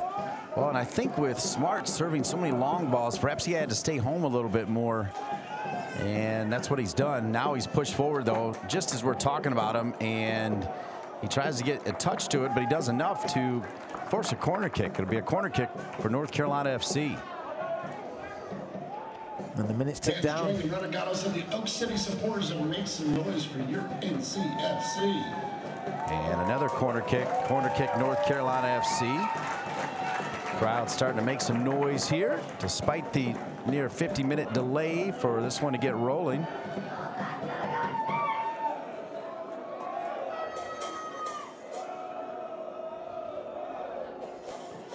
Corner kick driven in. Fisher comes forward, gets his head on it. He wanted it. Wow, Dean, that looked from my angle like it was a nestle in the corner. Skelton and Fisher both attacking it well. Fisher off the back of his head. It glances just past the post. Andrew Christensen had nothing to do with that one. If that one's on frame, it's in. Cavalanes denied. 59th minute. Polak will square it. Here's Walker. Walker trying to switch it. Cleaned up there by Nelson Flores Blanco, and for safety knocked out of bounds as we're in minute 59.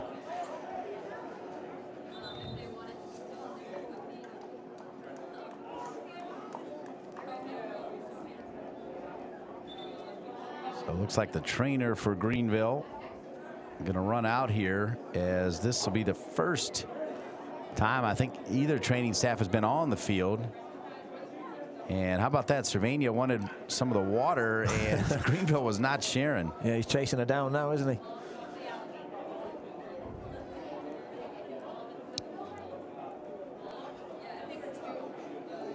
So now Cervania is going to get some of the water. Pretty good move by the trainer. Showed him a clean pair of heels. You got that in twice today, Andrew. I like it. I've seen a lot of clean pairs of heels in my life, unfortunately, as I'm chasing people. Chasing Kelly Crider on the treadmill. So with the player down, looks like John Harkes is going to go ahead and make a change. So putting his game jersey on is Jimmy Filerman, who I thought was pretty good when he came on last time they were here. Well, I'm probably calling that too early, I guess. He was ready to come in, but looks like the Greenville player is going to wave that off. They're waiting for the thumbs up. So, yeah, they're going to let him come back on here in a moment. I'm no expert, Dean, but look, maybe a little touch of cramp there or something coming in. Yeah. These conditions and this huge field here at Salem Stadium, energy sapping, especially the way when you're defending the likes of Alex Anderson, Garrett McLaughlin, and the quick changes of pace from front to back. Christensen bombing a moon ball here, and a little push there from Ibarra, and they're going to bring it back to North Carolina FC, and Filerman's not going to come in. So for the Filerman family, I apologize. I was too early to the gun there, as he's going to go back and warm up with the rest of the Greenville Triumph SC boys.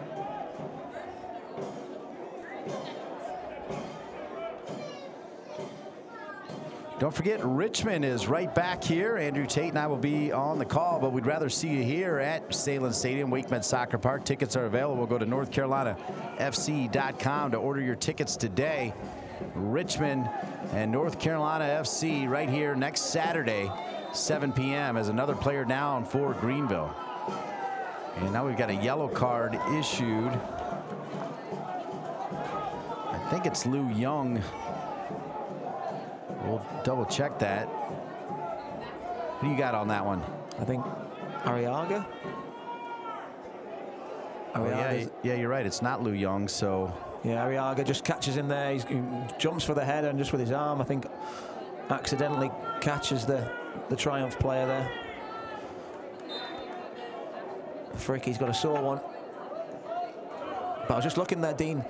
As much as we've talked about North Carolina not winning a home game, the Triumph have yet to win away from home. So NCFC yellow card, the 62nd minute of play, number we'll see if that tie can be broken today. So Luis Arriaga has got the goal and the yellow card. I feel like I've seen that a lot over the years.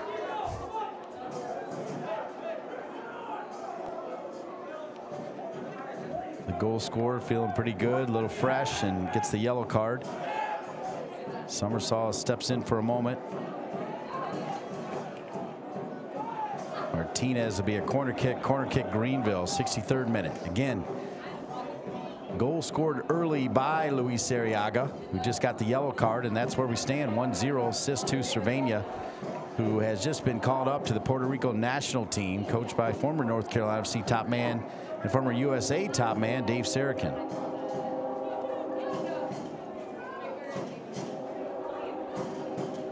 Corner kick. Holiday was just a step late. Ibarra's attempt denied. This is one of those games where he still may have a big save to make, but if he does get a clean sheet, it's kind of, I know he's a little young, but it's kind of buy a steak dinner for your defense in front of you. Yeah, absolutely, Dean. There was Nelson Martinez just plugging the hole there, and you know, it's hard to find somebody that's put a foot wrong for North Carolina today. They've all chipped in. It's been a real team performance. Everyone to a man, done their jobs, got in the way of things, blocked things, cleared things. But there's a long way to go yet, though. Yeah, just minute 64. And Coach Harks, I think it is Filerman. So Jimmy Filerman will come in the next opportunity.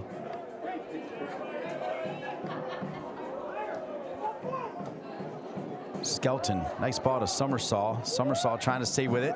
And he is fouled. No! Oh my! John Bradford is livid. I think that's a foul. You may not agree with me, but nonetheless, it'll be Greenville. And part of the reason maybe they didn't call it is because I don't think Summersall could get to it, but nonetheless, it results in a corner kick Greenville. We'll see it again here. Those long legs of Summersall. I mean, that's a foul for me, Dean. Yeah, okay. Thank you. I mean, Lee, there's not much he can do to get out of the way, but he is in the way. And he doesn't get the ball. The good thing for North Carolina is the chance didn't end up in the back of the net, but they've still got work to do here to clear the danger. And the other side of that is Summersall is laid on his back in a fair bit of pain. Triumph substitution, the 65th. Boy, Summersall is so important. It's almost one of those where John Bradford is not even looking over at Summersall because he can only hope that. Well, I've got good news for him. I did see a thumbs up from the trainer, which I think means he's okay. I think it's one of those where you get the wind knocked out of you there, running into Evan Lee. It's like hitting a bus. But now they've got to defend this without the big 6-foot-plus man in the box.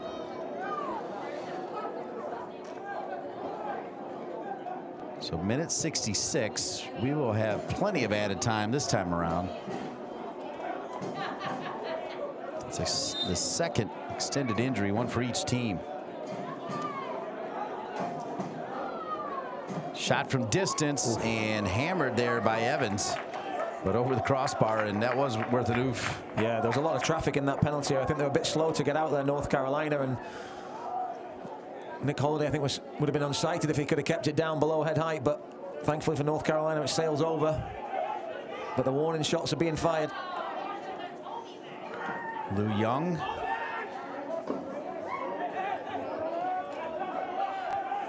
Right now, North Carolina FC they've been pinned in, and they've just been giving it back to Greenville. As Greenville, I got to believe, has held well over 80% of the possession here in the second half. I don't think I'm wrong on that. I don't think you are, Dean. First half, it was very even, wasn't it? Yeah, in fact, favored North Carolina FC. Summersall, as Cervania came up. He landed a little bit strangely, and he's down. So now again, we've already surpassed the injury time from the first half, haven't we, Dean? I think we'll be into 2 or 3 boys have been down now. Oh, yeah. We're looking, I got to believe, at least 4 already. As Sean Wilson, the athletic trainer, has been around for quite some time, is now back on to check on Cervania. And now there's a little more buzz with the subs. When Somersault was down, there was no buzz. As you had appropriately said, Wilson clearly gave the thumbs up, the trainer. Cervania's been down on the ground a couple times, but got back up without any assistance. So I don't know. We'll see. Looks like another player though that John Bradford's not too keen on taking out. Yeah, as much as Greenville's kind of had the run of the play in the second half, I mean, Holiday's not had an awful lot to do, and they've gotten the bodies in the right places. Yes, Greenville are probing and asking questions, but it's a little bit comfortable for North Carolina. The problem for them is there's a long, long way to go. And USL on ESPN, the title holders take the spotlight once again when New Mexico United travels to Orange County Soccer Club. Don't miss any of the action Saturday, June 4th at 9 p.m. Eastern on ESPN Deportes. So here we go. Minute 69, but promising you at least 4 minutes of added time, if not more.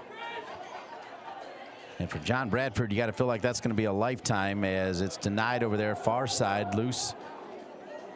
Olex Anderson had it for a second. One back here by Greenville. Coutinho, drop it out wide. First time back in. Off the head of Skelton. One back. These are the balls that North Carolina FC was winning in the first half. They would lose it and win it right back. Now Greenville's losing it and winning it right back. And they are dangerous. Off the head of Skelton again. That's 2 headers on this sequence. One again by Greenville. So Greenville keeps everybody in the offensive third. They send it back in. Third header for Skelton. This one headed back again. North Carolina FC needs to get some sort of possession here, and Somersault comes in with a hard foul. John Hartz wants a card. I think he's got legitimate beef right there as Somersault.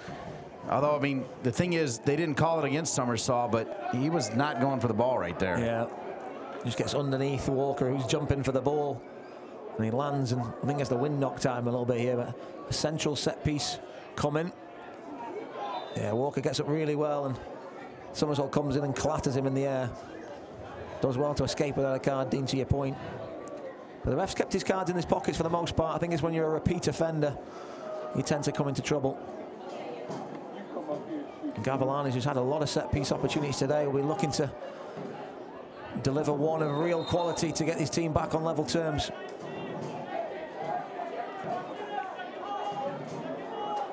I thought that really suited his eye, but instead they have a planned play that looked like it was going to work. But boy, that rain helped out perhaps Mr. Holiday right there. As peeling off was Keegan, and if he could somehow get a touch to it, it's 1-1. And Keegan still searching for his first goal of the season in the USL League One.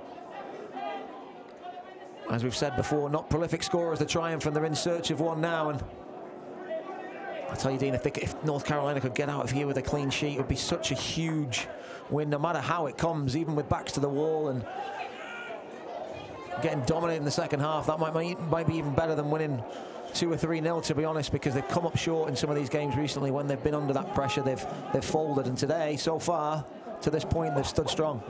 Fantastic point. The wisdom of Andrew Tate. Dean Linke with you, 72nd minute. Thanks for joining us on ESPN Plus for USL League One action. North Carolina FC, Greenville Triumph SC. Another reminder, the North Carolina Courage will take on San Diego out here at WakeMed Soccer Park tomorrow at 2 o'clock. Tickets still available. It's going to be a wonderful day to watch NWSL, as this one will skip through. Fisher with the clearance. Cervania heard Lou Young, and they'll get it back to Lou Young. Really well done. So Lou Young knocked out of bounds and picked up by Cervania, who looks to be okay. See the back of the jersey, Mako Medical, Fane Butte, and their great staff did such a great job the last 2 years as we dealt with COVID, which The North Carolina Courage will tell you COVID is not gone, folks, as they had one game canceled and they were completely depleted.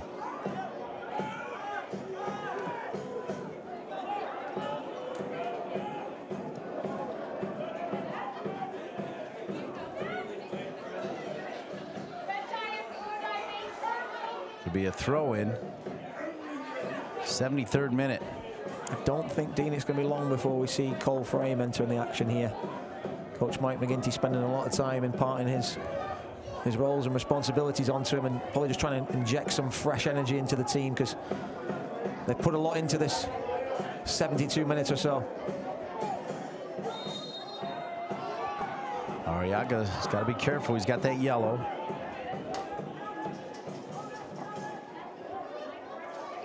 He's also got the only goal of the game. It's 1-0 North Carolina FC.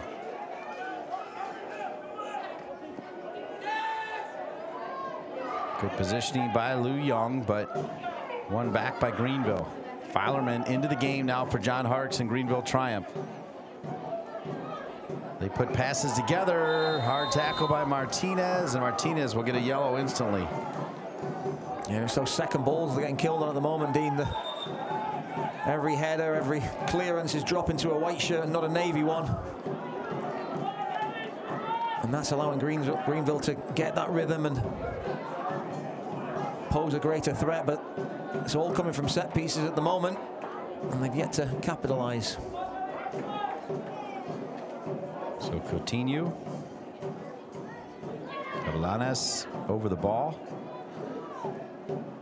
Coutinho has given these to number 23. I'm thinking 33's taking this one this time.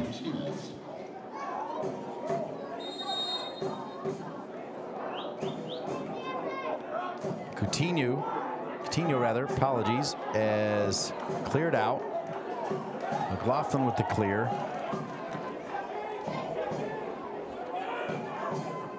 I'm a big fan of death by possession, not death by bunker here.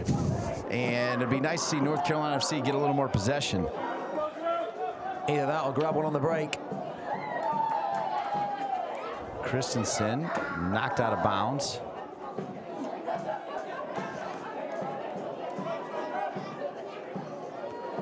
And Mike McGinty continues to impart his wisdom to Cole Frame, number 11.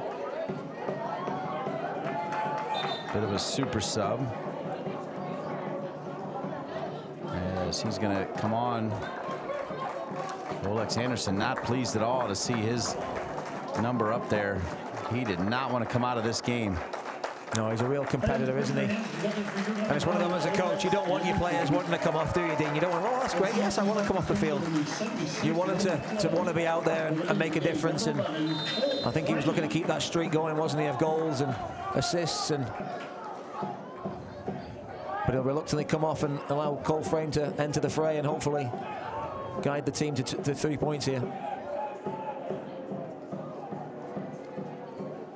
And just like Olex Anderson, Cole Frame is a nuisance. So it won't be the end of Fricky and Lee and Polak and Fileman's afternoon in terms of the responsibility they've got. Cervania trying to play it into space. Will it hold up for Lou Young? I think it might. Good little tackle. Wow, well done. Yeah. I thought that was for sure going out, but he did really well to get on the end. It was a nice touch from Cervania, but it looked like it asked too much of Lou Young. Yeah. Does brilliantly. And then skips over, and how about the linesman? Pretty good work as well. Oh. Cervania, legitimate argument there as his jersey was pulled. They let him play on. Fisher. Oh, ooh, pings around. Offside. Oh, he put his flag up and flag down, the ref there, this assistant ref. Boy, it's the little things. That clearance right there, a bit of a half bite from Fisher, I thought was smart because he had no idea what was over his left shoulder or right shoulder if he tried to play it back. And all you got to do is go back to last Saturday with the notion of playing it back to the goalkeeper.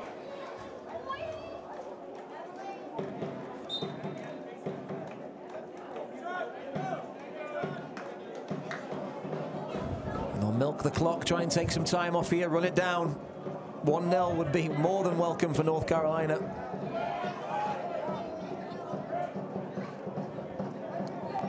McLaughlin stays on. Cervania. Lou Young's got Frame. Frame gives a right back. Good decision from Frame. Cervania. Ooh, Frame was going. Different wavelengths there. Frame was off. He was looking to get him behind. Cervania still looking to pop it and move.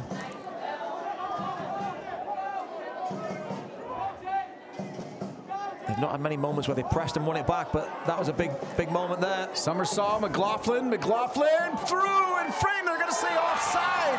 I didn't see it that way. As Frame was turning, thought for sure he had the second and arguably the game breaker, but now we'll take a look here at the offside. Yeah. There's McLaughlin. He's on. Dean, he's onside for me. Yeah. He's onside for me. It's an incredibly tight line, but it looks for me as if Frick or Lee, one of them's on the right on the box. And it looked to me like Cole Frame was outside the box. So he's quick though, and it can very easily look like he's offside. And Greenville survives, and it remains 1-0. Wow. Talk about a tipping point moment. Remember that moment, particularly if Greenville can somehow find the equalizer. And the understatement of the year is they will do everything they can, the kitchen sink and then some, Greenville will, to get that equalizer here. I thought he was onside as well to the naked eye. I'm glad you confirmed it there, Andrew, through the replay. Great job by our crew here. Ryan Schmidt leading the squad. As Greenville Triumph SC going to make another change fairly soon. Filerman, the reigning player of the week in USL League One, Walker. Frame fears nobody. He is out there to be a pest, particularly coming off the bench. Holiday's got a beat on it. He's got it. Well done, Holiday. So all three of the boys that signed pro last year on the field now, Dean, right?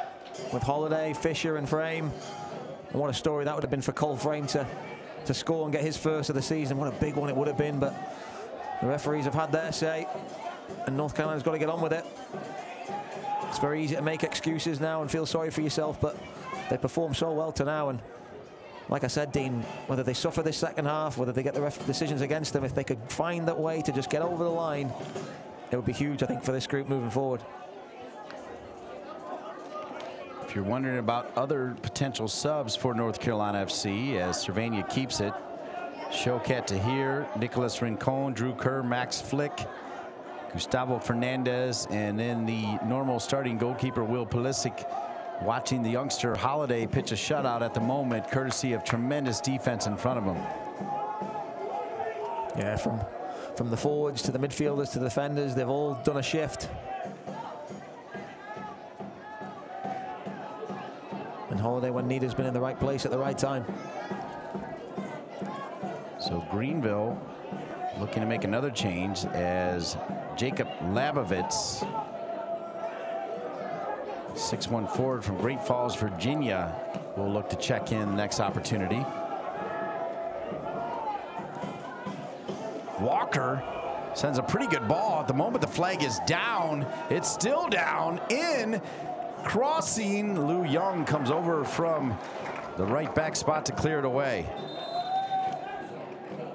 Yeah, and that was the danger there, the cutback. There was 3 white shirts on the penalty spot, and Lou Young read it really well to clear the danger. So Jacob Labovitz, who attended Virginia Tech University, appearing in 51 matches, scoring 23 goals and 9 assists, earning all ACC honors, former Virginia Player of the Year. This is his first season as a pro, and he'll come on. Jesus Ibarra will come off.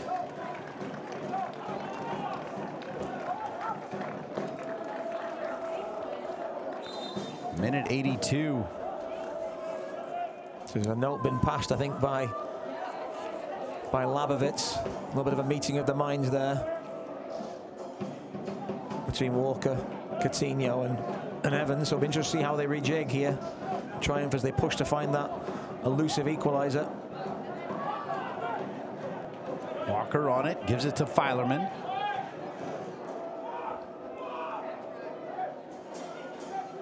Neat little touch. The sub shot deflected, and I think that was Skelton again saving the day. That one had some heat on it. Yeah, and the way the season's been going for North Carolina, You kind of expect those to fly off a boot and fly in the top corner, but it's just a corner. And Fernandez is being readied by North Carolina, so defensive reinforcements coming. Holiday does not come out, stays in goal. Frame. Good idea by Frame to try to get behind that back line just in case the header from Polak went the wrong way, and it almost did. Oh, great play to wriggle his way out of that one there. Skelton steps up, and as much as we've talked about Fisher making his debut, and Skelton does give that one away, but Skelton's been pretty good. And he's going to have to continue that performance for another 10 minutes plus here, Dean. I wouldn't be surprised to see them go to a back five and try and grind this one out, as this game's getting more and more stretched at this point in time. Sent out of bounds. It'll be a throw in here for Greenville, as Fernandez is going to come on, and he'll come on for Cervania. So that's defense for offense for sure. Jamie Cervania, NCFC substitution in the 84th minute of play. Coming out for Big Cervania, coming in number 6, Gustavo Fernandez. So Gustavo Fernandez in. And looks like he's saying 3 center backs, I think.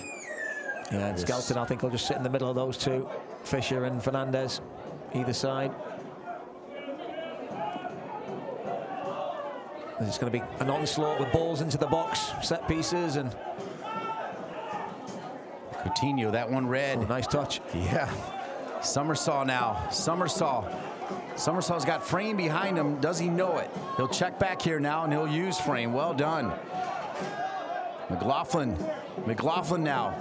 He'll square it. Oh no. Arriaga thought Martinez was coming with him. One back by Fisher as Fisher steps in. And North Carolina FC, with this game wide open, they'll have some space with a chance for that second.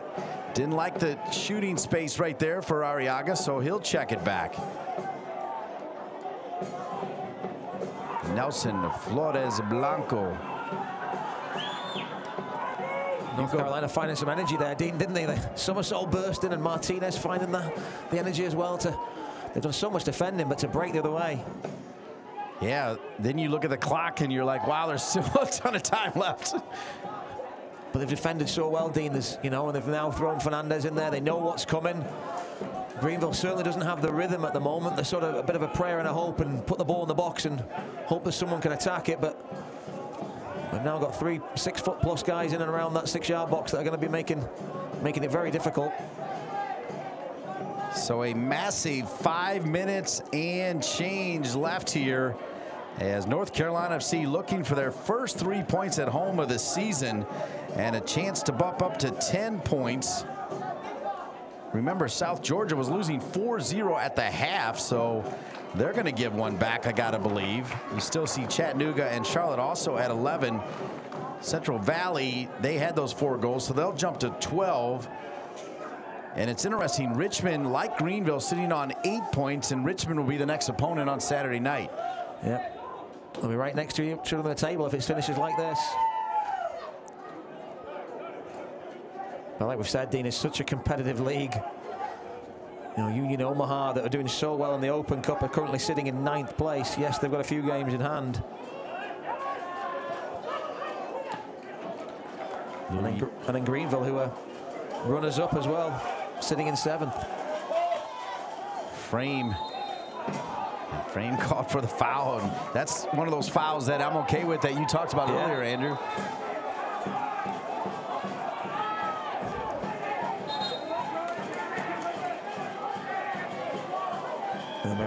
They're trying to say handball there. They'd already taken it, and then they put the hand on it again.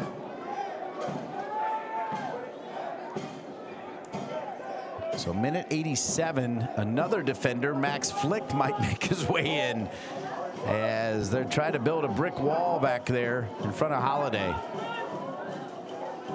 Fisher will let that one roll out of bounds.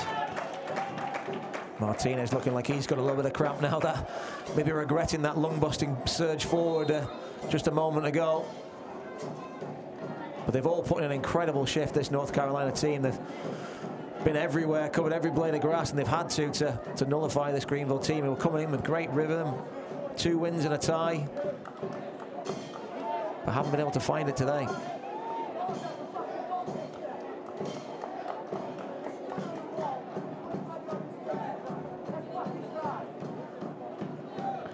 Some frustration, I think, setting in with the Greenville squad.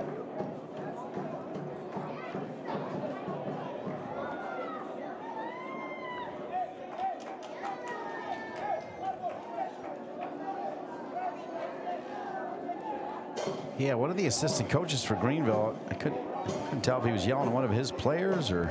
I think he was. Yeah, I think he was having a go at Walker for sitting on the ball and not moving it quick enough, and you know, there's frustration because they've come up against a very resilient North Carolina team. They've not been great in terms of attacking, but they've been very stubborn today and made it difficult. And we haven't said that too many times this season, have we, Dean? No. No, we have not. 89th minute.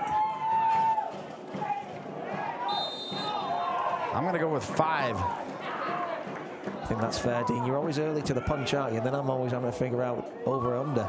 Well, that's usually a good place to be, though. You do the Price is Right game. Experience showing. I think 5's fair.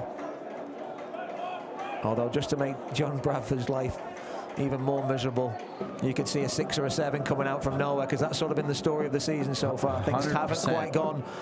I mean, we're just thinking back to Cole Frame's disallowed goal. We think that was onside. Yeah. You know, and that split-second decision can make a massive. I'll allow that answer, as anything above 5, I think, is a good chance. I think I might be on the wrong side of it. It's going to be out of bounds. Even 5 is going to feel like forever. Here's Frame. Frame will drop it. Lou Young. Lou Young. Back post. Frame!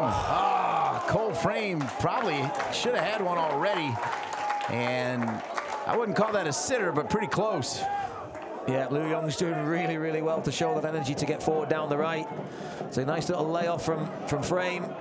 Bides his time, cuts it back. I think it's just a little behind Frame. He's trying to do everything to steer it on goal and gets underneath it.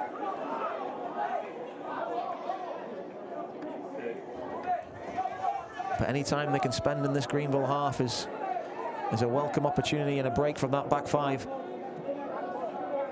4th official trying to get an indication of how much time, as we're 15 seconds from the full 90. Over the top, looking for Keegan. Holiday came out for a moment. He's out of position, but watches his defense dig in again. And here's Frame. And that's going to go out of bounds. And well done by Cole Frame. Dean, this is what we feared. Yeah. 6. I thought you were right. In the second half, 6 minutes.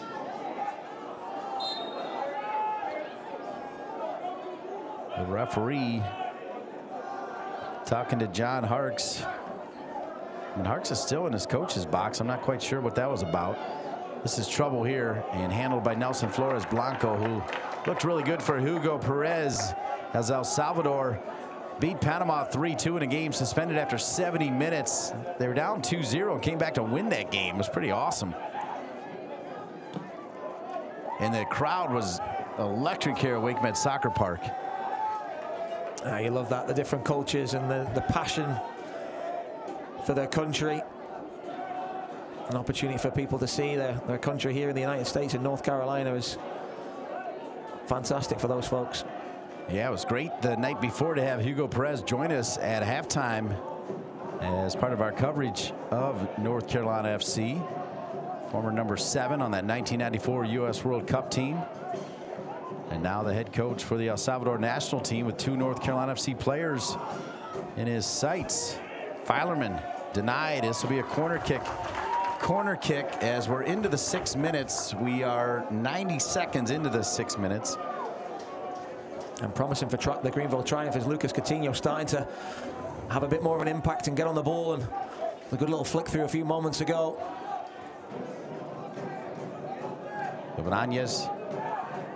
This is dangerous. Oh my. Wow. Free header, 8 yards out. What a let-off for North Carolina. Fricky cannot believe it. Gavilanes puts it right on the money. completely unmarked. There was a little bit of pressure from Fernandez coming in to give Frick a little bit of credit, but as you can tell from his reaction, really disappointed not to hit the target. A massive let-off. Brandon Fricke was wide open. The 6'1" defender from Grimes, Iowa, as Max Flick going to come in here. One more defensive presence, as I don't think he'll even be taking off one of the defenders that are in there. Fernandez. McLaughlin does unlucky right there.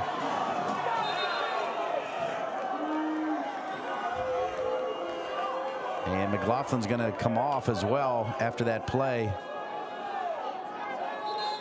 And he's going to get a yellow card as he comes off. Needs to just get off the field before he gets the second yellow, I think. Yeah, take your time, right? Milk it down. And see, it's a yellow card in added time to number 19, Jeff. I like this move from Coach Bradford, though. You know, the defense right now is dropping deeper and deeper, so they're inviting those balls in. So an extra body back there. Can they run this down, though?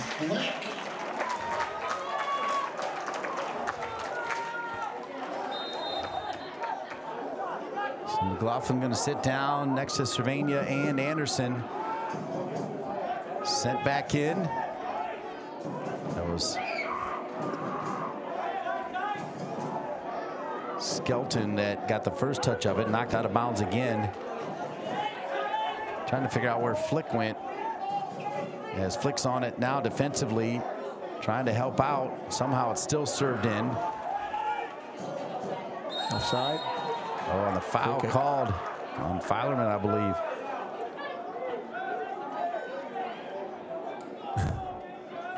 Looks like Flick's going up top here. He's going to get a nosebleed up there. But great work from Somersault. Good idea for Somersault to get up, because the last thing you want to do is let the referee have any excuse to add a ton more time to these 6 minutes here. So it looks like they'll aim for the head of Flick, and then, oh no, we'll try to pick out Frame instead. Arriaga, pretty good header to Frame. Oh, push from behind. Arriaga gets a break.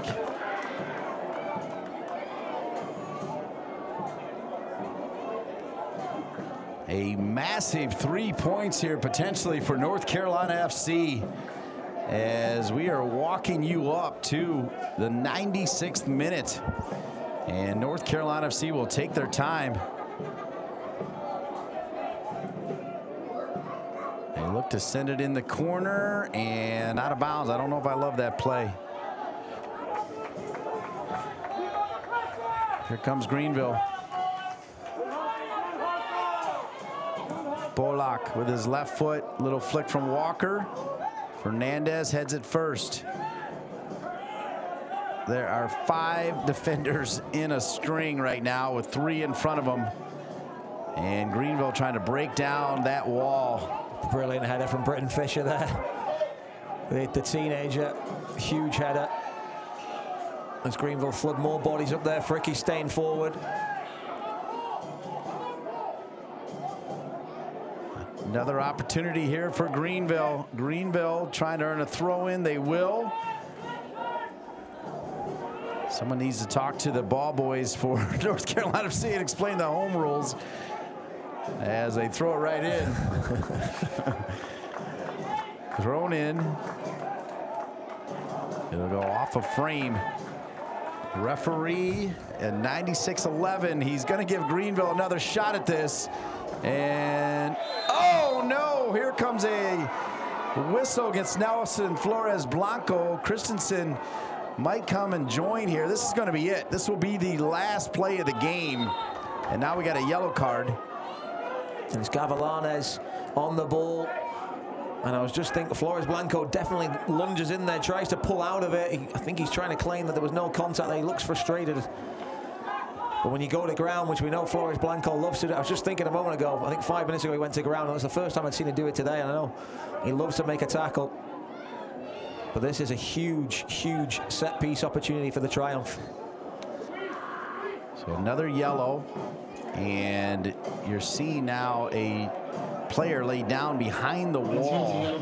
So as North Carolina FC jumps, that's going to let either Evans or Coutinho know that there's a player there, and you just got to be careful to keep your hands protected. And they'll take that. That's got to be it. And there it is. North Carolina FC, 3 points as they get a 1-0 win over Greenville Triumph SC. It wasn't pretty, Dean, but I tell you what, the coaching staff and the players of North Carolina will not care one iota. They've grounded out. They had a disallowed goal, which was questionable, but that's exactly what this team needed to show that resolve and get the 3 points in a grind-out performance. And a shutout for 16-year-old Nick Holliday with the star of the game, Luis Arriaga. I want to thank our crew, Ryan Schmidt, Savannah Revo, Andrew Taylor, Ian Lang, Cam Newworth, Chris Walsh, Kyle Lang, and Jorge Acuna. For my broadcast partner, Sir Andrew Tate, I'm Dean Linke. Once again, your final score from Cary, North Carolina. How about North Carolina FC? They get a 1-0 win over Greenville Triumph SC. This copyrighted telecast of the United Soccer League League One cannot be retransmitted, rebroadcast, or reproduced without the expressed written consent of the United Soccer League League One.